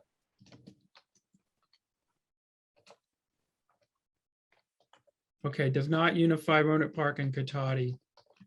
Ken, are you collecting this information? Is this valuable? Is this process valuable for you? Okay. Well, I'm collecting it, but so that's a very, very good example of one of the things we heard, I think twice, but I know I heard it on Monday, was unify Roanoke Park and Cotati Valley. I mean, so you now see if that doesn't work, or as the green pushes in and takes part of Roanoke Park, the idea was to keep Roanoke Park whole. So this is the challenge of mapping. I'm not complaining about it. I'm just saying, I'm going to take notes off of this map. Mm-hmm. We'll go back and we'll see if we can pinch and tuck to Commissioner Cummings-Hoffer's, you know, idea of minimal adjustment. It sounds like that's what you want to do, and we'll try and get something from this. But this is valuable. Yeah. Okay. Okay. Other commissioners? Ed, I just want to. This is Vice Chair Horta. So the numbers for the districts in this map are different than the current numbers. And when you're looking at the population percentages, so if you can click and label the current under data layers. Under data layers, okay, hold on. So then when you're looking at the numbers next to the population, you know. Yeah, so click, what is that? It says show label. Hold on a minute. Show no. So if you go back to the hand, to the pan, I think it gives you different options, and then you click on data layers. Okay, go to the hand, click on data layers. Yeah, so then click show numbering for painted districts. There. So then we can see it better. That helpful? Now, if you go back to the population tab, now to the evaluation, sorry, if you go up to there, if you go to evaluation, now you can see what exactly there. Thank you. Perfect. Thank you. Okay, commissioners, is this helpful? We get a sense of a map that might meet some of the criteria that we're looking for.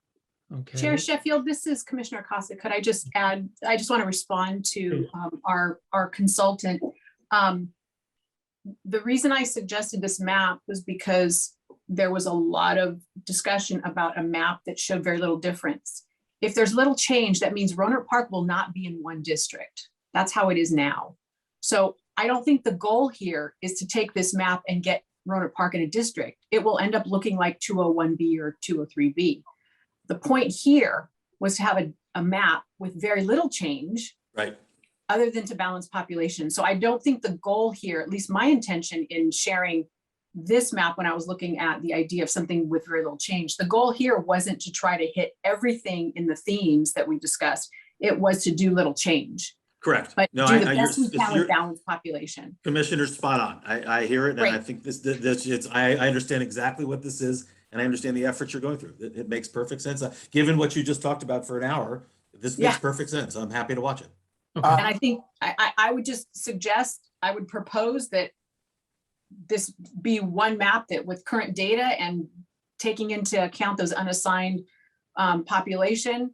And then we can get some current explicit demographic data on this so we can look at it to see if it's going to be viable at all to move forward to the board when we're looking at our equity principles and all these other really granular data that we're going to be comfortable with. Commissioner Costa, before we bring that up, I do want to look at the other, we started off with District 1. We want to take a look, maybe scrutinize and give opportunity to speak to this map district by district, and then we can continue along this process. I think Commissioner Martini had his hand raised. Yeah, and I apologize because you want to do the other thing. The other thing, if you could just quickly go back to the population tab on this map, you can see that the maximum population deviation is 0.23%. We're allowed up to 10%. So tweaking this in any particular direction, I think there's a lot of, and I understand, I pointed out that this map was done with the estimates that we were given. This was not done with the census. So that's going to change because there's an $8,000 person movement. But there's plenty of room to move these things around to, I think, better fit even some of the themes. I would agree with that. Okay, another commissioner has their hand raised. I can't see. Let's see. Commissioner Bohr has a hand raised. Thank you, Chair Sheffield. I really appreciate Commissioner Acosta bringing this map to light, and I like the principle we're wrestling with to try and propose a map here that has minimal change. But I think it's possible to unify Rohnert Park and Cotati with minimal change by shifting some of the boundaries between 2 and 5 and 3. And I think with this map in particular, and Commissioner Will had already called out that the eastern edge of Rohnert Park had been assigned to District 1.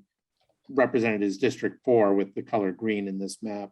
I just want to go back to the point that I think it's possible to unify Rohnert Park and Cotati and make some adjustments up towards the Sebastopol Way without encroaching into Sebastopol.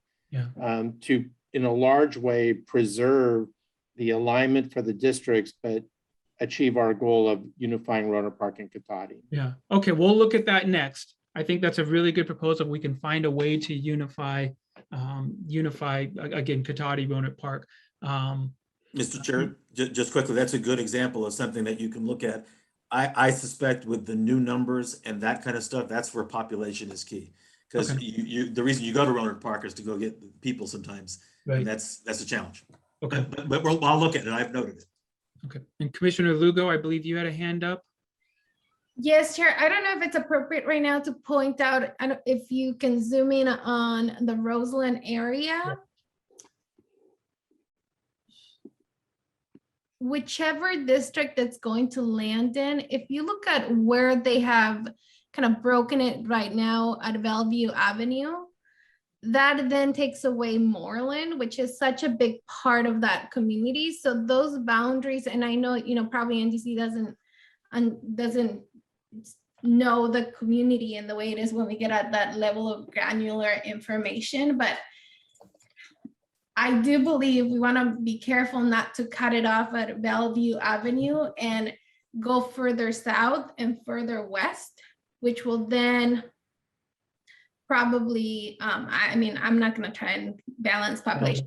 It needs to go further south. It needs to go further west, whether it's in the 5th district or the 3rd district. It just needs to be kept. That whole area, if you go all the way down, probably at least to Tat Road and down at least to South Ride up South Ride Road.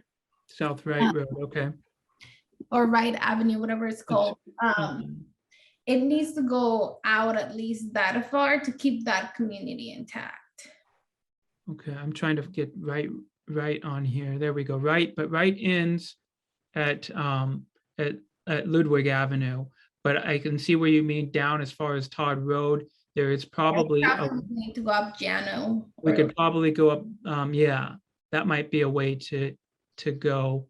I'm not but I see what you that, mean to capture. Yeah. We definitely want to capture that whole area. It definitely goes beyond Bellevue, especially if we want to have Moreland. Again, this is that that area that the Bellevue, greater Bellevue area, that part of South San Rose, and it goes beyond Bellevue Avenue. Yeah, and this is more of, I think this may be more of Commissioner Krepke's realm, but if you go up toward Jennings Avenue, if you cut the 5th district, I think that's right now where it's cut at, but those communities are actually pretty similar. If you go, you know, it's south of Burnville Road and north of Jennings Avenue. I mean, that is probably not a good street to cut these communities at. Okay. So I'd love to see. Looking at this area. So if you go, mine looks different for whatever reason, Chair, but making sure that we're not cutting them up. Okay. Again, we're looking in this area here. Okay. Noted. Thank you, Chair. All right. Other commissioners' hands raised? Yes, we have Peter Rumble. Thank you, Commissioner Rumble. I'll just +1 on Commissioner Lugo's comments. That there's some really problematic stuff with cutting the 3rd district where it's at right now. I mean, we're getting closer there, but it's still problematic. As we push in those areas as well, it gives us the opportunity to come up out of Rohnert Park a little bit. And then on 5, how it kind of building off of what Commissioner Lugo was just saying, coming in on West College, for example. I live on College. That is not I don't consider myself being anywhere close to the 5th district in terms of issues and priorities and things that the 5th district needs to handle. So yeah, so all within here, this little sort of finger that rolls in, I'm not sure that really belongs at all. So you mean this area? Is that what you're? Yeah, and all the way down into, I mean, we've got West 3rd there. All of that is very, I mean, we're getting closer and closer into like Railroad Square in downtown Santa Rosa at that point. Okay. So excuse me, Commissioner, so can you capture for me that area he's highlighting? Yeah. Are you suggesting that should then be back into, that should be in 3? I'm suggesting that it has no relation to 5. Okay, so help me, where would you put it? And what would you call that? Just the far east part of 5? Yeah, I mean, it's all central and getting into northeast Santa Rosa. So so I think it does make much more sense in terms of affinity or issues in population with the majority of Santa Rosa. And I'm saying that understanding that Santa Rosa's got to be cut somewhere to be viable, right? I'm not correct. I'm not blind to that.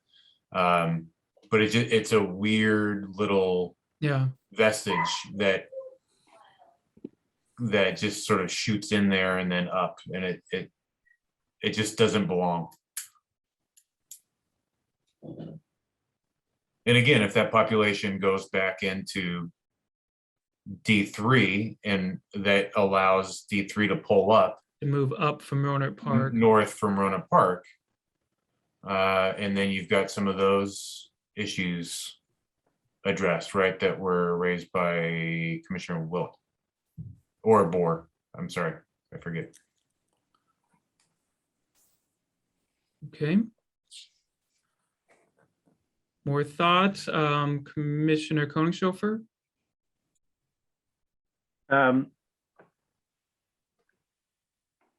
This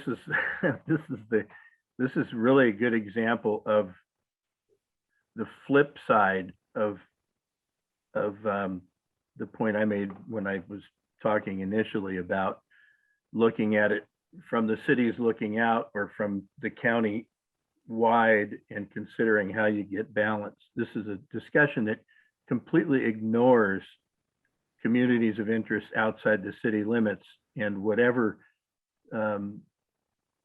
outcome of the city discussion, the rest of the unincorporated area is just left to, I mean, just gets the leftovers. And that's a thoughtless way to do it. Now, if I had sent a link, because we do not have in our tool right here the ability to overlay our census data with City of Santa Rosa council district boundaries. Now, I sent a link earlier today to Yvonne, and I'm wondering, Yvonne, because it's directly related to the discussion you're having about Santa Rosa, if we could put up that map for just a moment that shows the city council districts, because that's very fresh, Santa Rosa driven first cycle of districts that reflects a very, very current look by the people of Santa Rosa and how they looked at their total 175,000 population and how they created the districts. Mr. Chairman, would you allow for a minute if Yvonne could put that up so we could look at those districts? I think you'll all find it very relevant to this discussion about the city. Yvonne, I don't know if we have the means, but you know, if it fits with this discussion, absolutely. I have it pulled up. I just need the ability to share. So Okay. I think you have to unshare. I have to unshare. Okay. Thank you. Let's see if I can do this right. Fun times, guys. Technology. Yeah. When I was fiddling around with maps, I just assumed that this information would be part of the tool, but it wasn't. So I went to the city site. I took close-up prints of each of the districts. I then manually applied them to the county material and looked at it, and it's very enlightening about the effort to. Okay, here we go. Great. Let me. So if you could scan it a little out further, so that's probably good. Okay. So you look, you can see where Highway 101 runs through and Highway 12. You look at District 6, District 5, District 7, District 1. Now, if you look at these districts and you look at demographics and economic criteria, if you're, and now remember, just coincidentally and conveniently, since there's 175,000 people in Santa Rosa and 7 seats, each of these districts represents 25,000 population.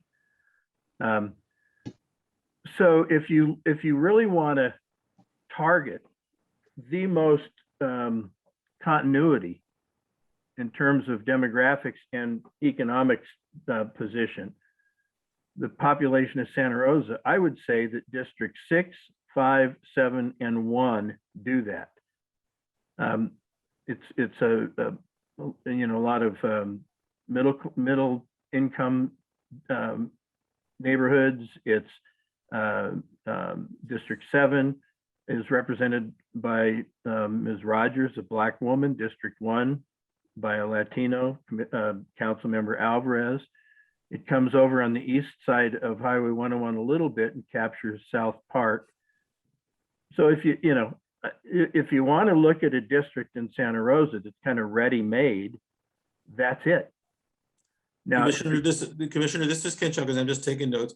So on this map, you're using socioeconomics and demographics. I assume you mean race or ethnicity as the two principal quote unquote communities of interest. Is that what you're doing? Not as principal. The way we've been using communities of interest is way off target for my understanding of the definition. There's many different characteristics that fit into communities of interest. Correct. So, but the two criteria you mentioned are two significant community of interest categories. Yes. That tie these 4 city council districts together.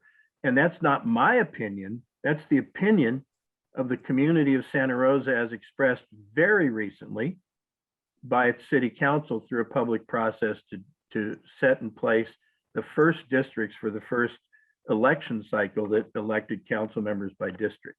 Now, so, I'm not advocating this, but I'm pointing out that when we look at what we just did and this very tortured way to reach up, as Mr. Rummel just pointed out, you take one part of the 5th district and put it into Santa Rosa, and then you have this tortured, twisted appendage that goes up to kind of make up for it.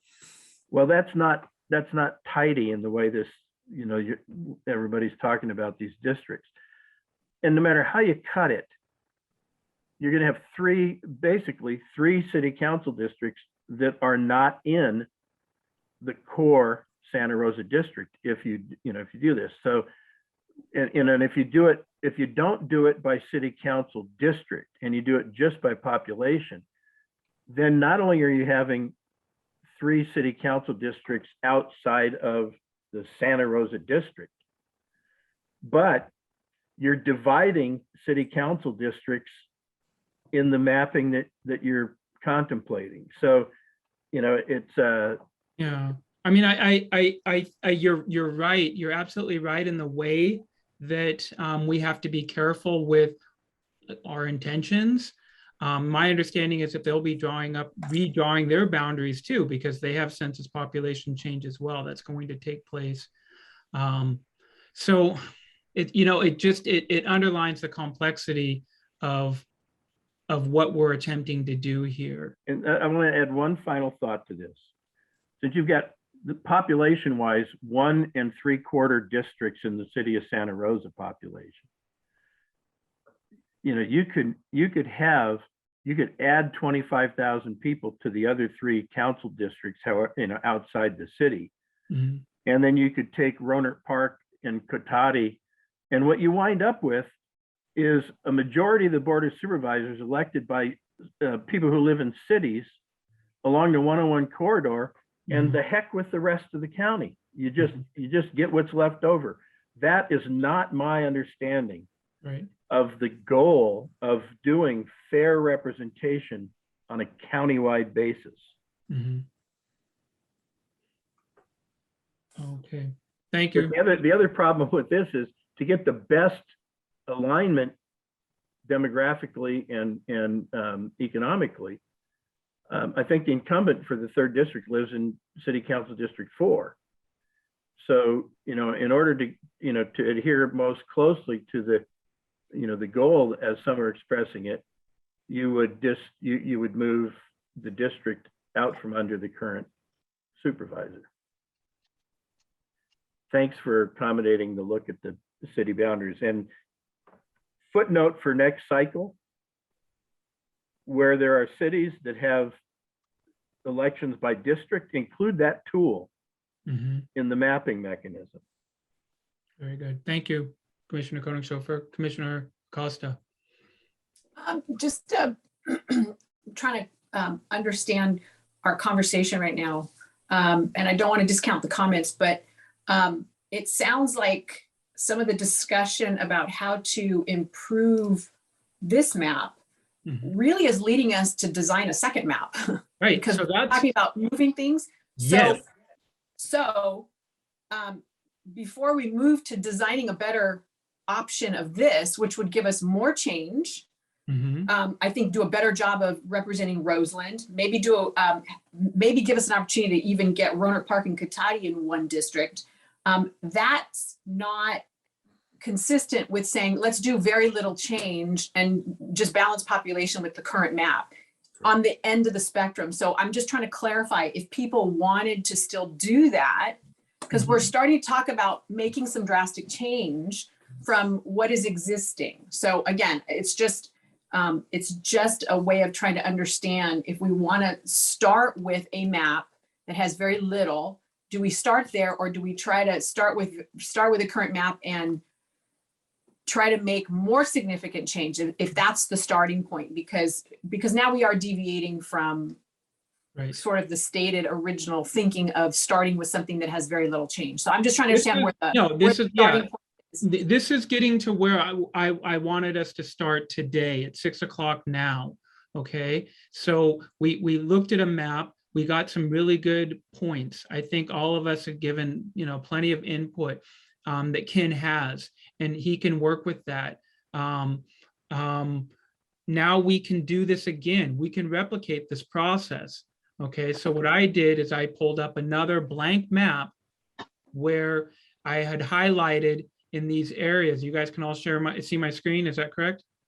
Okay, the population centers, not, you know, these are the more or less metropolitan population areas, okay? We can do this again. Like I said, I'm okay, I'm not the best.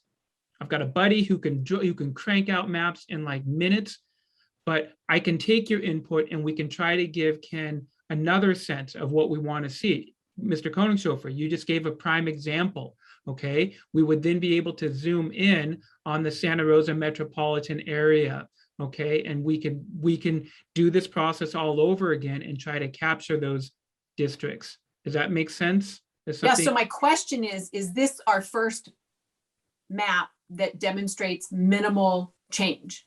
I think that first map could be our first map that demonstrates minimal change, and we can get Right. an agreement or on that as well. With But- the comment, that's what I'm trying to understand, is with the Right. comments of what people offered, is that going to be our first map that demonstrates our desire to show the board bare minimal change? Yeah, so okay, I want to give Ken something to work with, because we're gonna do this again on Monday. I want to get us to a better place to rest this evening before we do that. So yes, to answer your question, that first map, possibly with the modifications of suggested changes, or maybe that first map stand alone. Ken is going to have to look at that and see if it fits within the parameters, the legal parameters. And then we are going to also have to scrutinize and see if it fits within our equity principles as well. Mr. Chairman, just critical question based on information we got from the consultant a little bit ago. I want to start from the existing boundaries, the current map. That's what you're looking at right now. No, well, Yes. no, well, hold on. And I want to know from the consultant, what are the specific issues that are out of compliance with California requirements? What if the discussion we're having now about some of the changes we're talking about don't remedy non-compliance? I mean, to me, the starting point logically is what are the existing boundaries and what are the, if any, what are the areas where it's out of compliance with the law? That's like the steps 1 and 2. So, from my point of view, my starting point is still the existing boundaries. And now I need to be informed from the consultant, what are the specific areas that are out of compliance with California law? Since the assumption is the map as it exists is not out of compliance with federal law. If there are areas of federal law, then let's inventory those too. Otherwise, we're guessing, no matter what we're talking about. Commissioner, this is Ken. I would say when you're saying what's the problem we're trying to solve, which I agree, and I've got that as a big no. But secondly, the federal, you're out of compliance with the federal just by numbers. And I think when you add the current numbers, there is some population adjustment that has to be made. Just one person, one vote, but we need to understand the extent of that problem. And I get that. We have to see where we are on that. And I have it as a big note. What's the problem you're trying to solve? So we'll work on it. Would you elaborate on how it's currently out of compliance on numbers? Because that is absolutely inconsistent with what your company has told. Okay. I don't want us to get hung up on here because we will be able to find, Commissioner Koenig-Schofer, we will be able to find on all of these maps, okay, Ken will be able to tell us what is out of compliance. He can't pull that, he doesn't have that information right now. I don't want us to slow down the process. Okay, we will be able to again give him the foundation of these districts. His job is to make sure that they do fall into compliance. I don't know where we are right now. Again, I don't think we're getting that answer from Ken. But I think we can continue to move forward. We have the layers. Okay, we can look at population to see if we fit within in real time, we can fit within the parameters as best we can. He will be able to fine tune what we give him. That's my hope. Commissioner Rodriguez. I just wanted to caution about how much we use the existing district lines for the city of Santa Rosa. We are looking at supervisorial districts. I think it could act as a guide for pieces, for parts that we might be looking street by street, but we can't forget that some parts that are unincorporated would then be cut out, exactly per Commissioner Lugo's suggestions, cutting up Bellevue and Todd Road, and just by sheer like what we're here for is looking at these supervisorial districts, not the city of Santa Rosa, or being affected by who lives where. Mm-hmm. It's not our position to dictate where a person lives and whether we should keep them. They will still be within the city of Santa Rosa, is really what I'm trying to say. And that's it. Thank you. Commissioner Horta. With the current map that we're looking at and talking about minimal change, I see the problem that District 1 and 4 are swapped. So that will not, yeah, that will probably, if we want to keep it to minimal change, we can make that adjustment. Yeah, just want to mention that. Yeah. And that's another thing, Ken, is that we do want to try to present these in a sort of a aesthetic way so that it makes sense. If you know what I mean, District 4 right here is actually District 1. Yeah, we will adjust it. We've seen that in other efforts, and the system does it. We can certainly do that. But and I know when all those maps were coming in, they were across the board too. We've looked at them all. So right. Okay, Commissioner Acosta. Hi, me again, sorry for taking up so much of the air. I just was gonna offer a proposal that might help us move forward and get Anything, please. some agreement on 2 maps. So what I would, to Commissioner Koenigshofer's comments, what I would propose is that we have 1 map that starts with existing districts and that NDC look at the demographics, look at all the data and just get us into compliance. That's it. Just make us compliant. That would be map number 1. Map number 2 could be taking existing map or this 51162 because it's sort of a starting point, and take those comments that we had around Roseland, moving that boundary farther south so we could get Moreland. I think Commissioner Lugo gave some very specific boundaries that we should include, as well as pulling it up from the south the way it's drawn now so that maybe we can get Roner Park in 1 district. That could be map number 2. All those comments that we just had, because that will do some significant change, but it's going to get us closer to those themes that we've identified. It's going to be significantly different than what exists now. But that could give us 2 maps where we go from very, very little change, just make us compliant. That's all we care about, to the next one, which is, all right, we're compliant, but we're also going to try to address some of these issues that we know from the public's perspective is very important to us. So that could give us 2 maps and give us a good spectrum of no change or very, very little, bare minimal change. Just make us compliant to some more significant change, but that's going to address these communities of interest and some of the equity issues that we want.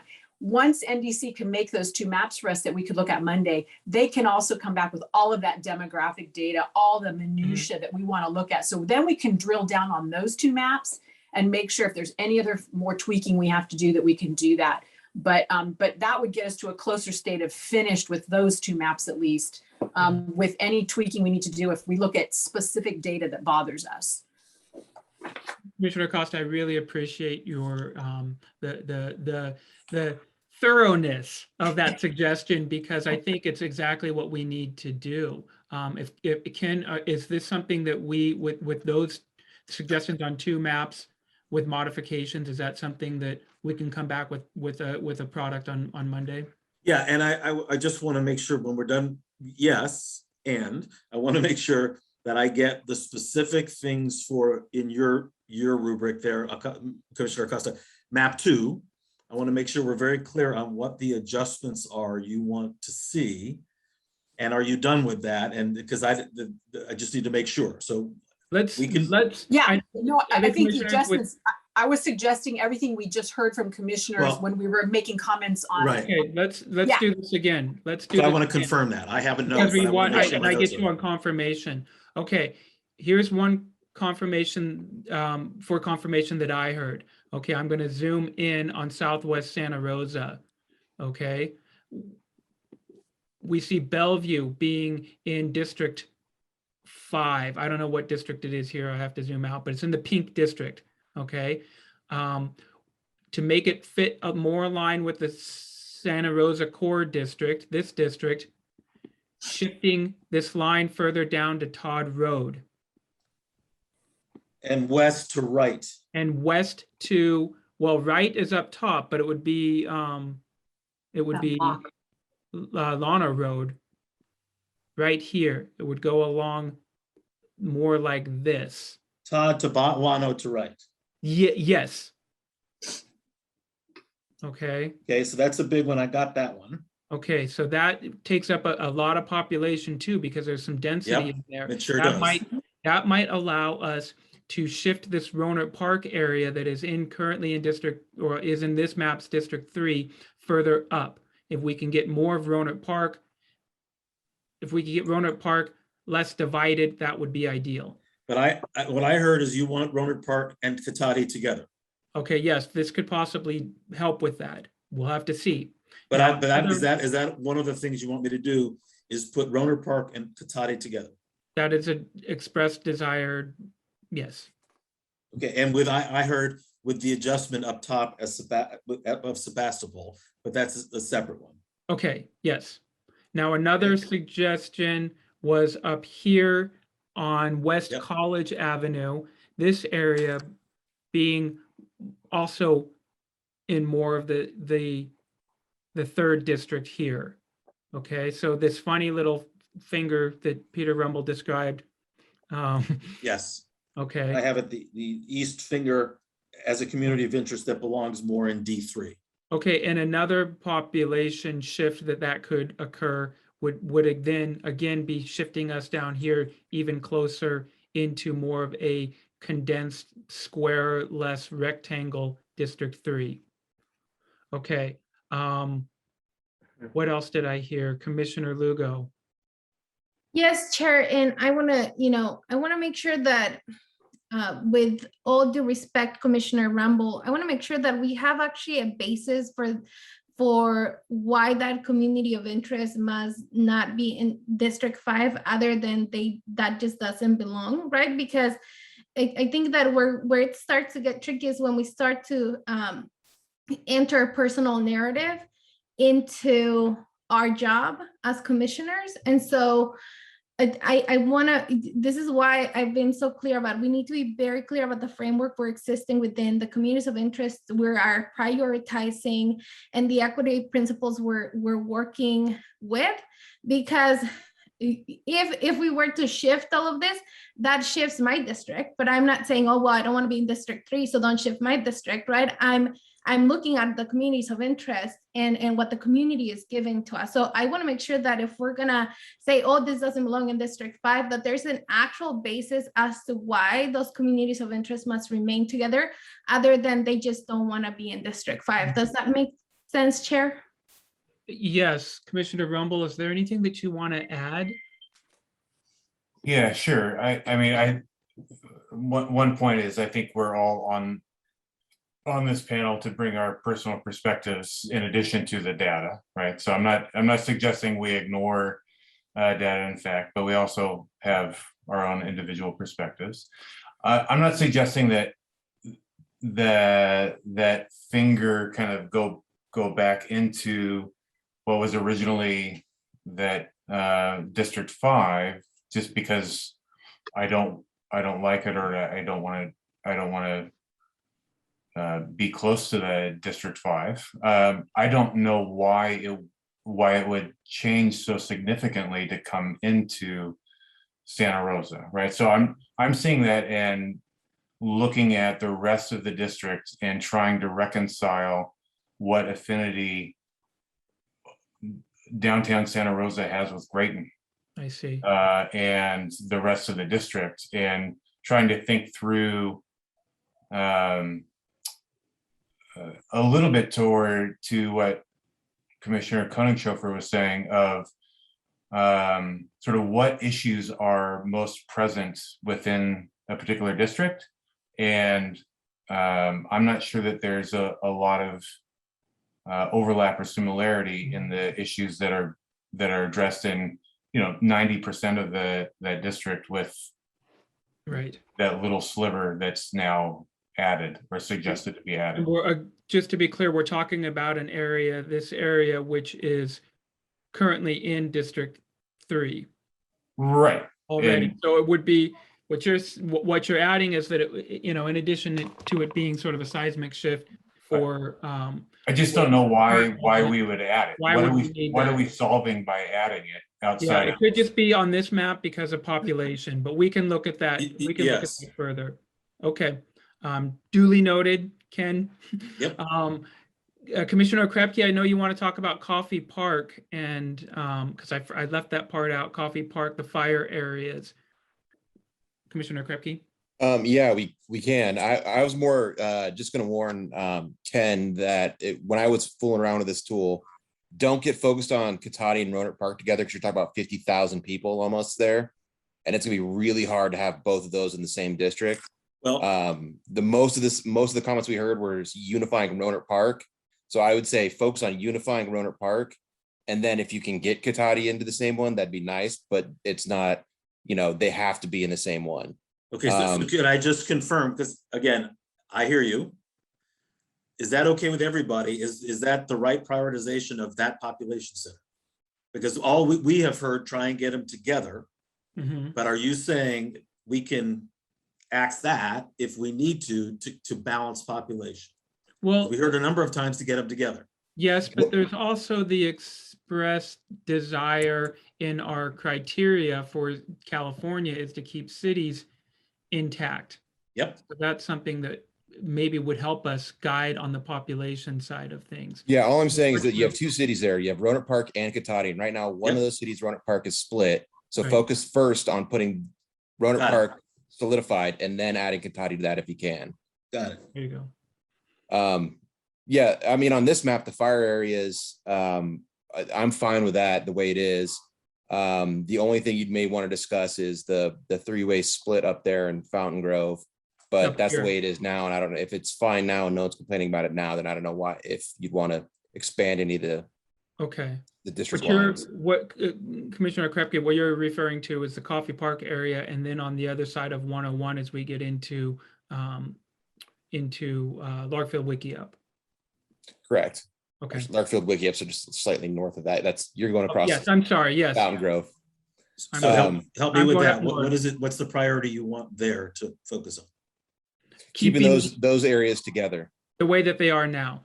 Okay, Yeah. so keep where Coffee Park is, keep that the way it is. And Yes, then with we'd the be areas going north up of it, into this yes. area. So these areas all have a shared, Yep. they all share a horrible natural experience. disaster experience. Exactly. Right. I got it. And they're I got also it. all in the same school district. Well, most of Coffee Park is. Yeah, exactly. Okay, thank you. That's helpful. Okay. Commissioner Bohr.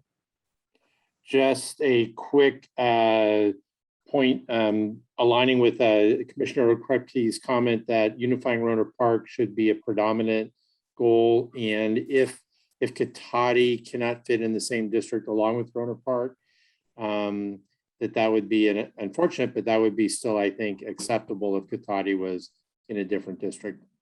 In District 5 or District, yeah, okay. I think it's 2, right? It's District 2. Yeah, it moves to 2 right now. But Yeah. it's the bottom of the population center is what it is. That's usually where you get issues like this, is you're getting into border areas where you go to get population to balance. And that's usually where issues are. But that's okay. We'll do our best. We'll try and get it. Okay, so did we capture all of what was proposed? Again, we are running, we're making these suggestions for anybody in the public who is participating. This is the feedback that we've already received as commissioners from the community groups that we've been working with. Okay, we're not just pulling these, these out of the air. We are giving the input based on the input that we have already received. And Chair Sheffield, I don't know if this would be a good time. We do have a few public comments, and also it's my understanding that we do have legal counsel that would like to make a comment as well. So I don't know if you'd like to pause here. Let's go with legal counsel. It's 6:20 right now, time check. Let's, if we could get legal counsel to give input. All right, let me go ahead and allow to speak. Just one moment. All right, Linda, you should be able to talk now. Hi, Commissioners. This is Linda Shulkin with Sonoma County Counsel's Office. Can you all hear me? Yes. Thank you, Linda. Hi, Yvonne let me know that you had some legal questions this evening. And I appreciate all of the hard work you're doing to put this together. One of the questions that was raised is the current maps, have there been findings that they are out of compliance? I have not heard those findings other than minor adjustments for population to keep the census data up to date. In fact, I've heard the consultant in the past give testimony that they're surprisingly in compliance with equal population. And our job, as we've had our previous trainings, when we look at the legal requirements, is to look at the Federal Voting Rights Act of 1965 and the California Elections Code that mandate that we adjust the supervisorial district boundaries within the county to reflect the new census data and to keep supervisorial districts substantially equal in population. In addition to those mandates, Election Code Section 21500C requires that the district boundaries use the criteria as set forth in this order of priority. 1, to the extent practicable, the district shall be geographically contiguous. 2, to the extent practicable, the geographic integrity of any local neighborhood or local community of interest shall be respected in a manner that minimizes division. And that's very broadly defined. It can be shared experiences, shared beliefs. So it's quite broadly defined in state law. 3, to the extent practicable, the geographic integrity of a city or census designated place shall be respected in a manner that minimizes its division. 4, the boundary should be easily identifiable and understandable by residents. To the extent practicable, the district shall be bounded by natural and artificial barriers by streets or the boundaries of the county. And 5, to the extent practicable, the district shall be drawn to encourage geographic compactness in a manner that nearby areas of population are not bypassed in favor of more distant populations. And I realize that you all bring many different perspectives to this, and I think that you are doing exactly what you are required to do, to look at what are the mandates to make sure that we have equal population substantially in the different districts, and then look at California law to the extent practicable. When we make those adjustments, when we tweak the current maps, how can we take into account the California state law in addition to your own commission's desires for the equity principles? So I hope that helps guide you. I think you're doing a great job, and I know it's challenging work, and I appreciate all that you're doing. Absolutely. Thank you so much for keeping us in check. Thank you for tuning in and making sure that we are at least on the right track in this process legally. We also, Emily, I think you mentioned that there were comments from the public. There are. So we have one comment from Todd Board, and he had mentioned, it was quite a while ago, so if you'd like to raise his hand, that may be helpful to give some additional context. But he said, with this map, D1 and D4 conflated, who would be my supervisor in Kenwood? Very confusing labeling. I think that again just goes back to that the labeling point. And then there was an anonymous attendee that said, Commissioner Eric makes a very good point about the Santa Rosa City Council districts. The commission should try to keep close to these lines when dividing Santa Rosa for the supervisorial districts. Again, if that anonymous attendee is on, feel free to raise your hand if you'd like to, again, add some context, but those are the two that we have at this time. Thank you, Emily.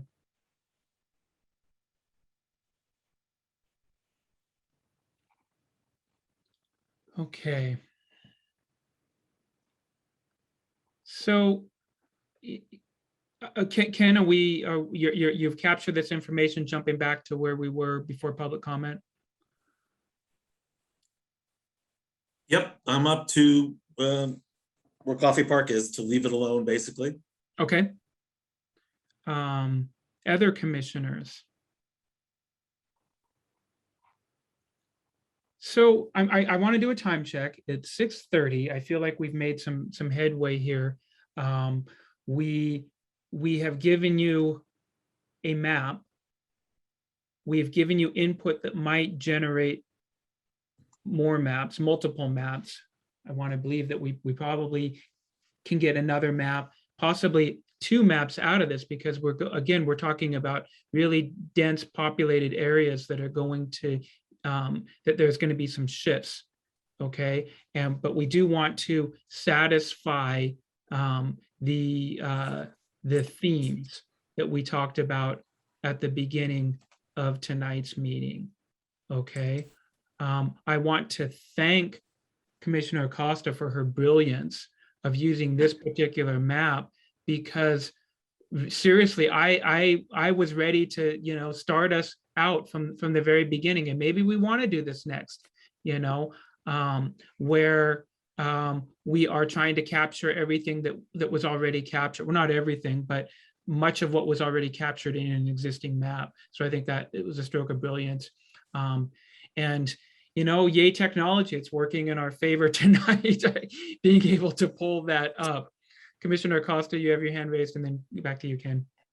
Yeah, just one, I don't envy your position to try to, this is like herding cats. So I certainly appreciate your effort to try to keep us moving.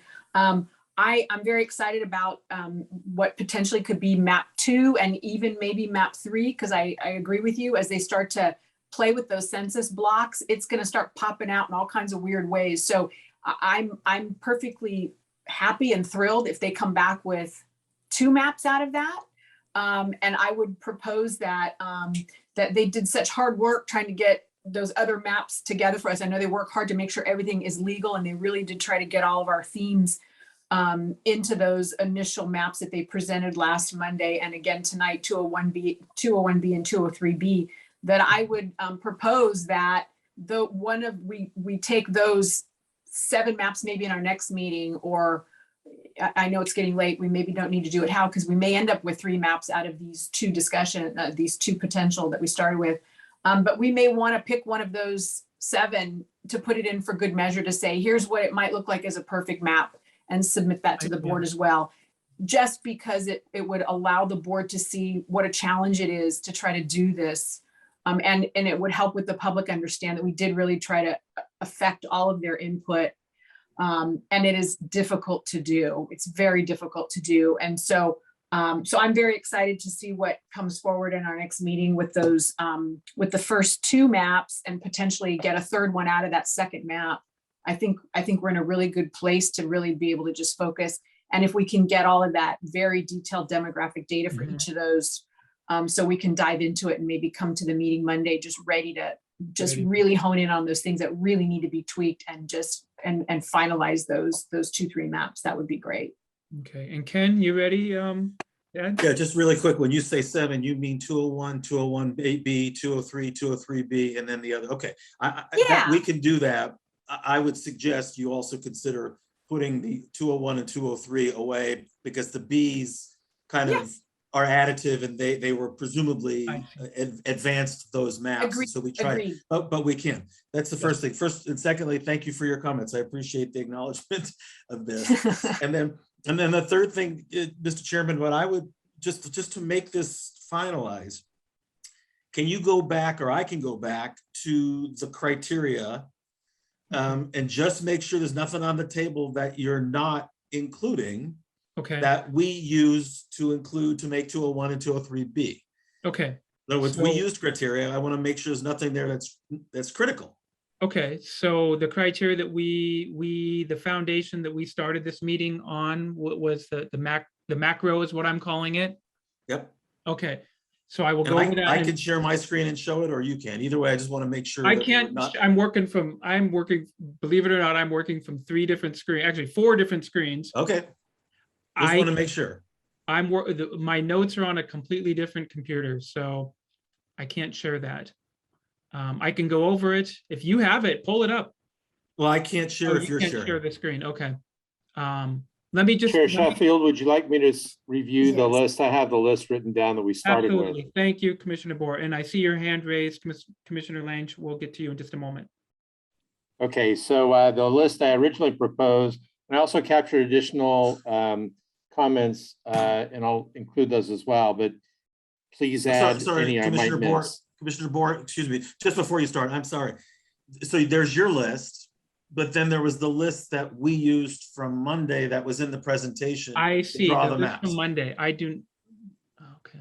So there's 2. There's the one we used to draw the maps, and then I got your list, that some of which got into the conversation just a moment ago. Okay. And some of which didn't. So I'm going to assume that if it didn't, it didn't come up. I just want to make sure nothing's left on the table that we heard on Monday, that if we come back this coming Monday and someone says, well, why didn't you include that? I just want to clarify that. I see. Okay, is it helpful if I go through the list that we discussed that I originally proposed in tonight's meeting? Or I can read the one that was in the presentation on last Monday. Well, how about this, Ken? What if we on bottom tier, the stronger legs, what we brought up tonight, because Commissioner Bohr has it, and then we rest what you have right on top of it. Yep, that's fine. Okay. That's right. Okay, continue, Commissioner Bohr. Thank you. Okay. Sorry to interrupt. No, that's all right. Okay, so a leading theme was to try and minimize change. To unify the coast. The third is to unify Rohnert Park and Katati if possible. That's a nuance that we've arrived at through our deliberations. The fourth is to unify the Springs area, Boys Hot Springs, Fetter Hot Springs, Eldridge, etc. The fifth is to incorporate Roseland, and the addition is with Moreland in the Santa Rosa district, assuming that's District 3, but it could be a different district number. To include Coffee Park, Larkfield, Mark West, and Wickiup within the same district. Keep the Russian River communities unified, specifically Forestville, Monterey, Guerneville. Seek to improve the Sonoma Valley voice and representation. I already included the comment to include Moreland with Roseland. Another additional comment was to link the area or the residents west of Katati and Highway 101 with Petaluma. That would be the, I guess, Stony Point area on that map. And that's the list I have. Just west of 101 in Katati. So the unincorporated area of Katati is west of 101. Thank you. Okay, so that one is, okay, the area west of 101, unincorporated Katati, keep that in one district or keep that in a specific district? Keep that in District 2 as it identifies with Petaluma. Okay, very good. That's good. Thank you. Thank you. Your list matches with mine, Commissioner. Thank you, Commissioner Bohr. Commissioner Lange, thank you for being patient. It's totally fine. I've got nothing but time, clearly. It would be really great if all of these feedback notes can be emailed out to everyone so that everybody has it handy, so that when we start on Monday, we can start from where we left off and not continuing the cycle of talking. We have definitely held off a lot of public engagement by talking the first hour. And I know that it's important for many folks to share their concerns, but a lot of it was redundant and repetitive. And I think we really need to utilize the time as effectively as possible. So even if folks want to work in small groups this weekend to double touch on notes of shared interests in area or identifiers, I think that keeps us Brown Act compliant because there are 19 of us, but we have to really be effective with the time that we have together because we have so many different voices, so much expertise, and so much knowledge about the communities that we live in and that we're observing and adhering to the feedback. I think it's going to be really important that we prepare as much in advance with the information that was just recaptured by Commissioner Bohr. Thank you, to make sure that everybody has it handy so that we don't repeat anything over and over again. Commissioner Bohr, could you then email your list right there so we can capture it exactly to Yvonne so that she can get it out to all of us? Yes, I'll take care of that this evening. Thank you so much. Commissioner Horta? Yeah, so just a summary, it seems we have 51162, which is the original map that Commissioner Acosta started us with. Then possibly 41162 B and C, two maps that might come out of that. And then based on the latest maps that NDC produced, 201B and 203B. So 1, 2, 3. That's what I had. That's 5 maps, right? Yep. There's one item I just want to clarify again that I just need to bring up. Santa Rosa is split into 4, I think. One of the things we want to be very careful about how many districts a city is split up into. And it's hard in this community, in this area, because of the population centers. So we are trying to be sensitive to that, but I just want to bring up, it's not a priority. I'm just letting you know that that's where we were kind of trying to adjust. We will do our best based on the list you just gave me. Right. And to you know, Santa Rosa's population is 170,000 people. And so we would have to split it up somehow. We know Yes. that. But if we can, obviously the goal is to minimize dividing it. But if we know we're going to have to divide it, and we know that there are certain communities of interest that might take precedence over keeping the city whole, we want to focus on that. If we are going to make an attempt to keep more cities intact, what has been brought up tonight was, what about Rohnert Park? We know that it's a lot easier to keep that because of the population. Instead of split into 2 districts, we could make that 1 district. That could help us with the 3rd district in trying to minimize how much, you know, again, depending on what population shift and how we do it, that might be able to help us shave off certain areas so that we're, you know, and again, this is the beauty of working with technology, is that we can actually do this. We can modify it and see where it impacts it. But I guess what we're, with the parameters that we're giving you, Ken, is we're giving you something to work with. Yep, absolutely. And if you and don't feel like you have to come back with 5 maps. If for whatever reason you can't make 5, give us a 6th map. You know, we will scrutinize it, I guess. You know, but I guess, you know, we're fulfilling what I was hoping we would do this evening, was to give some structure, to give us a product that we can work with on Monday when we finalize. Yep. Okay. Time check, it is 6:40. Commissioners, how are we feeling? Are we feeling like we've been productive? We could have been more productive maybe, but lessons learned. Are we getting there? Are there other things that we could be doing this evening? Friday evening? I just want to thank Commissioner Acosta for her leadership and her work in getting us to this. I know she asked for these types of maps very early on in this process, and I wish we had them sooner, and I appreciate her continued dedication to that path. So thank you very much, Commissioner. Thank you, Commissioner Acosta. Commissioner Horta? Yeah, I want to also thank Commissioner Acosta and Chair Sheffield. This has been a rough evening. So thank you for trying to keep us on track. You have done a great job. Thank you. Commissioner Willett?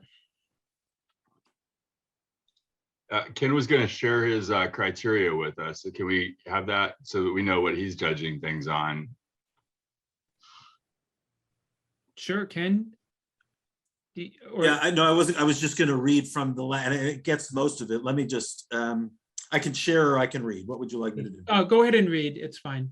Okay. My eyes are going crazy anyway. It's the Federal Voting Rights Act, which again, equal population, keeps cities and CDPs, exactly what your council just said. But I have keep Rohnert Park whole and reduce the Santa Rosa 4-district split to so that matches. And I get the Katati issue if we can. A single district on the coast. That one is up in the air. What I hear you all saying is that that's coming from the supervisors, and we'll draw 2 maps so they can have it. But we've heard the district, we've heard the feedback from the community. I have to keep in a single district Roseland, Springs and Sonoma Valley, Rohnert Park and Katati. Again, that's listed. A better distribution of unincorporated and incorporated. That just, again, becomes very challenging given what the population center is, but that's what we're trying to do. And then I have something here, well, underpopulate the glass tubs areas. And that's something that we're going to try and do, but it's hard to do. It's very difficult to predict. So those are the ones that were officially listed in the presentation on Monday that we drew our maps off of. Okay. Thank you. And Yvonne, I'm hoping that we could also get Ken the district, the city of Santa Rosa districts that Mr. Koenig chauffeur shared with you and we were able to pull up tonight. So that'll give him a sense of maybe another layer to looking at these maps and try to keep it at least as closely aligned as we can do. Yeah, I can share the link with him. And Commissioner Acosta? I just wanted to clarify the two, and I think we're talking themes. That was the phrase we were using before. So I just want to make sure I'm okay. The themes that NDC had presented before that slide that I referenced earlier included the better distribution of unincorporated to incorporated and underpopulate glass and tubs. I did not hear the commission add that to our list. So Right. while that may be something that happens or we attempt to do, I don't know that I heard, I certainly didn't want to include that. I didn't have that in my priority of themes. That's exactly right. Now, the reason I brought it up is what was said on Monday, and that did not come up today. So we will Right. not use that as a priority, but we have the Great. ones that you just mentioned before. Yeah, there you go. So That's then the- the new themes slide that we'll see will be the list that you reiterated, and it'll delete the ones that we did not repeat from your original list.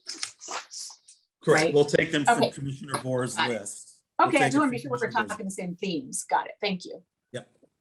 Commissioner Koenig-Schofer? I thought our conclusion regarding the coast was the recitation that you offered, Mr. Chairman, about, that we looked at it, that the overwhelming public comment opposes splitting the coast, and we found it disruptive, and therefore we don't recommend it, and therefore we aren't producing a map. I thought that's where we are. That's different than Mr. Chalkins just saying producing a map that offers that. 201B and 203B have that. And I heard both suggestions made. But if you want just one singular coast, we'll make all the maps with that. It's up to you. Well, what I wonder about is if you're going to do a map that shows the coast or two maps that shows the coast, how does that map treat the rest of the county on these other subjects? None of these are standalone questions. So if you're going to create a map that shows a split in the coast, contrary to the public feedback we've gotten, the overwhelming public feedback, what are you going to show in the rest of the map, where we have these variations that are going to appear in multiple maps? That's the challenge that we have, to try and do all the things that you just mentioned a moment ago with Commissioner Bohr's list. And to be able to keep the coast whole, we're going to have to see if we can fit all that in.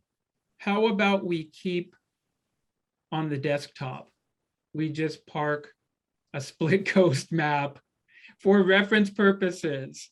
Because the supervisors are going to go through this whole process again. They're going to now recognize our work, and maybe they say, well, we want to see a split coast. What did the commission look at? Can you have that? Well, no, I understand maybe we that. won't submit it. That's precisely my point, is that if you're going to have a split coast, you don't show it on one map, given all the other countywide considerations that you've been discussing. You're going to have to show a split coast with 3 or 4 variations of what happens countywide if you split the coast. Correct. So we would then be looking at an entire map that would show we could just spin it round and round to go into every scenario of splitting the coast. I would rather us not do that. I would rather us just say it's really difficult to split the coast, and here's what splitting the coast might look like. I understand. I'm saying I'm sorry to do this, but let's just say you have one version of a split coast. Right. That's all, one version of a split coast. How do you treat the other areas of the county? Even though you're showing one version of the split coast, you might show different versions about Cotati. You might show different versions about the Sonoma Valley. That's my point. You're creating a map that shows a split coast. You don't do that in isolation. It's a map of the entire county with a split coast, and you've got variables in other parts of the county. So Right. it isn't one map that shows That's split coast. and that's our narrative for the proposal to split the coast, is that it would have rippling effects that we just which goes in my point. Why? So let's just say that and not create. That's what, I'm with you. I'm not disagreeing with you. That's fair. Commissioner No, that's Gordon. cool. I That's understand, clear. but Mr. Chalkins just reported to us that his intention was to create maps showing the split coast. That's what I'm raising. Commissioner Koenigshofer, I may have heard it wrong. We'll make all the maps with one coast, one district on the coast. Commissioner Acosta. I'm sorry to be such a pain by raising this. I think there's an important distinction here. It's one thing to have a goal of having the coast be divided. It's another thing to have it be an outcome. So if they're creating a map, and that's what 201B, I think, and 203B did, is in attempting to do all these other things. Correct. One of the outcomes was we ended up with a split coast. Nobody really wanted that, but it just happened. I think it's important that if in creating one of these maps and trying to do all the other things, if the coast gets split, that's an outcome. It wasn't a desire. And we could say that in our narrative, but I think it's important that people understand that that's the consequence sometimes of trying to do these other things. And that's where the board is going to have to put their names on the line and say, I don't want this, or I do want this, and have to answer to their constituents. So that's why I said earlier, I didn't want to see it written in as a theme, but if it happens, so be it. That's kind of, it's almost like the chips fall where they may. So I think we have to be clear about what's a goal and what's an outcome. And I don't think it's a goal to split the coast, but it may end up that way. And that's just a consequence that I think we might have to live with in a map. So as I hear Commissioner Koenigshofer say, though, what I'm hearing is that it is a principle that you should start with because you've heard such feedback. It's a goal. The unincorporated area doesn't want to have its entire future determined as a consequence. So that's what I'm hearing. Is it a principle we start with and work in towards the city, or all these other things that Commissioner Orr has first? And then, as you said, well, Commissioner Acosta, that as a consequence splits the coast because you have to do it. We need direction from you. Otherwise, we can try and draw a couple of different options. I hear both, but right now I'm moving towards, we're going to start with the coast stays whole. Yes. Commissioner Acosta. No, you're good. Okay. Yes, the coast stays whole. Are we in agreement here? We're talking round and round. Okay, the objective to keep the coast whole. If the supervisors want to revisit it, we will give them a narrative as to why and the challenges and the ifs and whys and whats. If they want to revisit it, we've been there. Okay, we can share with them our rationale for not. We've worked a lot on trying to meet that proposal. We've heard input from the West County, from the Coast District, not interested. Okay, hard pass. Commissioner Shields. I was just going to say that, we are all here representing different districts, different areas, and we all prioritize, I think, the communities we're here representing. And there has to be a give and take if any of these changes are going to take place. So I think ultimately it will be which of those priorities are the first priority. And I think that will be a supervisor's decision. I mean, them collectively. I think that I don't know how we could create anything different than what we have. And I hear a lot of choice, or what appears to be thought that we should keep what we have basically anyway. But if we're going to do any of the changes we suggest, there's a give and take. It's a tug and pull. And so I definitely understand the passion around the coast as a community of interest, but it seems to me that if that's kept whole, then another community of interest somewhere will not be kept whole. And I just think we have to uplift all of that it's not, it is an either or in some of these cases, and we will have to kind of present different maps and let the supervisors have their discussion about that. Well said, fair. Okay, commissioners, I'm doing a time check, 6:52. We still have agenda items that we can quickly go through, but I want to make sure that before we move on, that we're all comfortable with parking the car tonight and ready for Monday. Ken has his marching orders. He has the parameters that we're looking for. A lot of really good discussion tonight, a lot of really good input. We have some focus. Are we at a point where we are ready to move on tonight? Just nodding.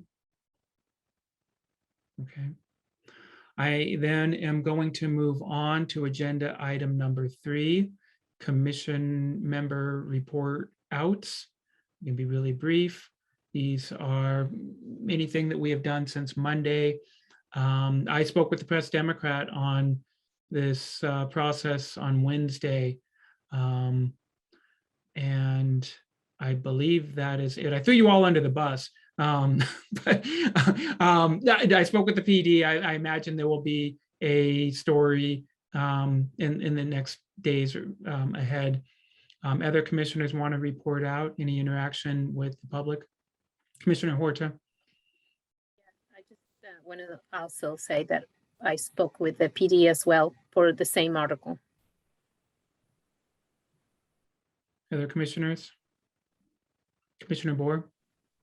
I wanted to report out, I've met with the individual members of the Rohnert Park City Council, and at their council meeting this coming Tuesday, they'll be deliberating a resolution requesting that Rohnert Park be unified within the redistricting process and writing a letter to the Board of Supervisors. It's not a done deal. Of course, there'll be a vote taken Tuesday night after our deliberations, but I simply just wanted to share that with the commission. Excellent engagement, Commissioner Boer. Commissioner Konishofer? Apparently the Press Democrat was quite busy making calls. So I spoke with the woman who's doing the work on the Press Democrat article. I also have spoken with and attended both Coast and Lower River Municipal Advisory Council meetings, and had, in addition to that, individual discussions with members, not all of them, but some of the members. I've had probably 40 conversations with people in coffee shops, restaurants, out by my mailbox, et cetera, et cetera, et cetera. People who, have not been focused on this because basically, I don't, there's so much else going on, the short time frame, the effort, even as much as it was about outreach, didn't really cover as much ground as it certainly would have, and we would have liked it to had we not been under the time constraint. I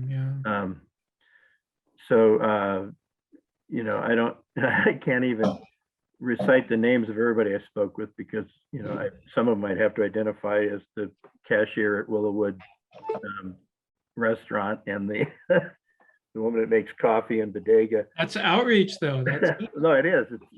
It's I'm asking people, what do you think about it? What is it? So thanks. Very good. Thank you, Commissioner Konishofer. Commissioner Krepke? Yeah, just not necessarily outreach, but communication.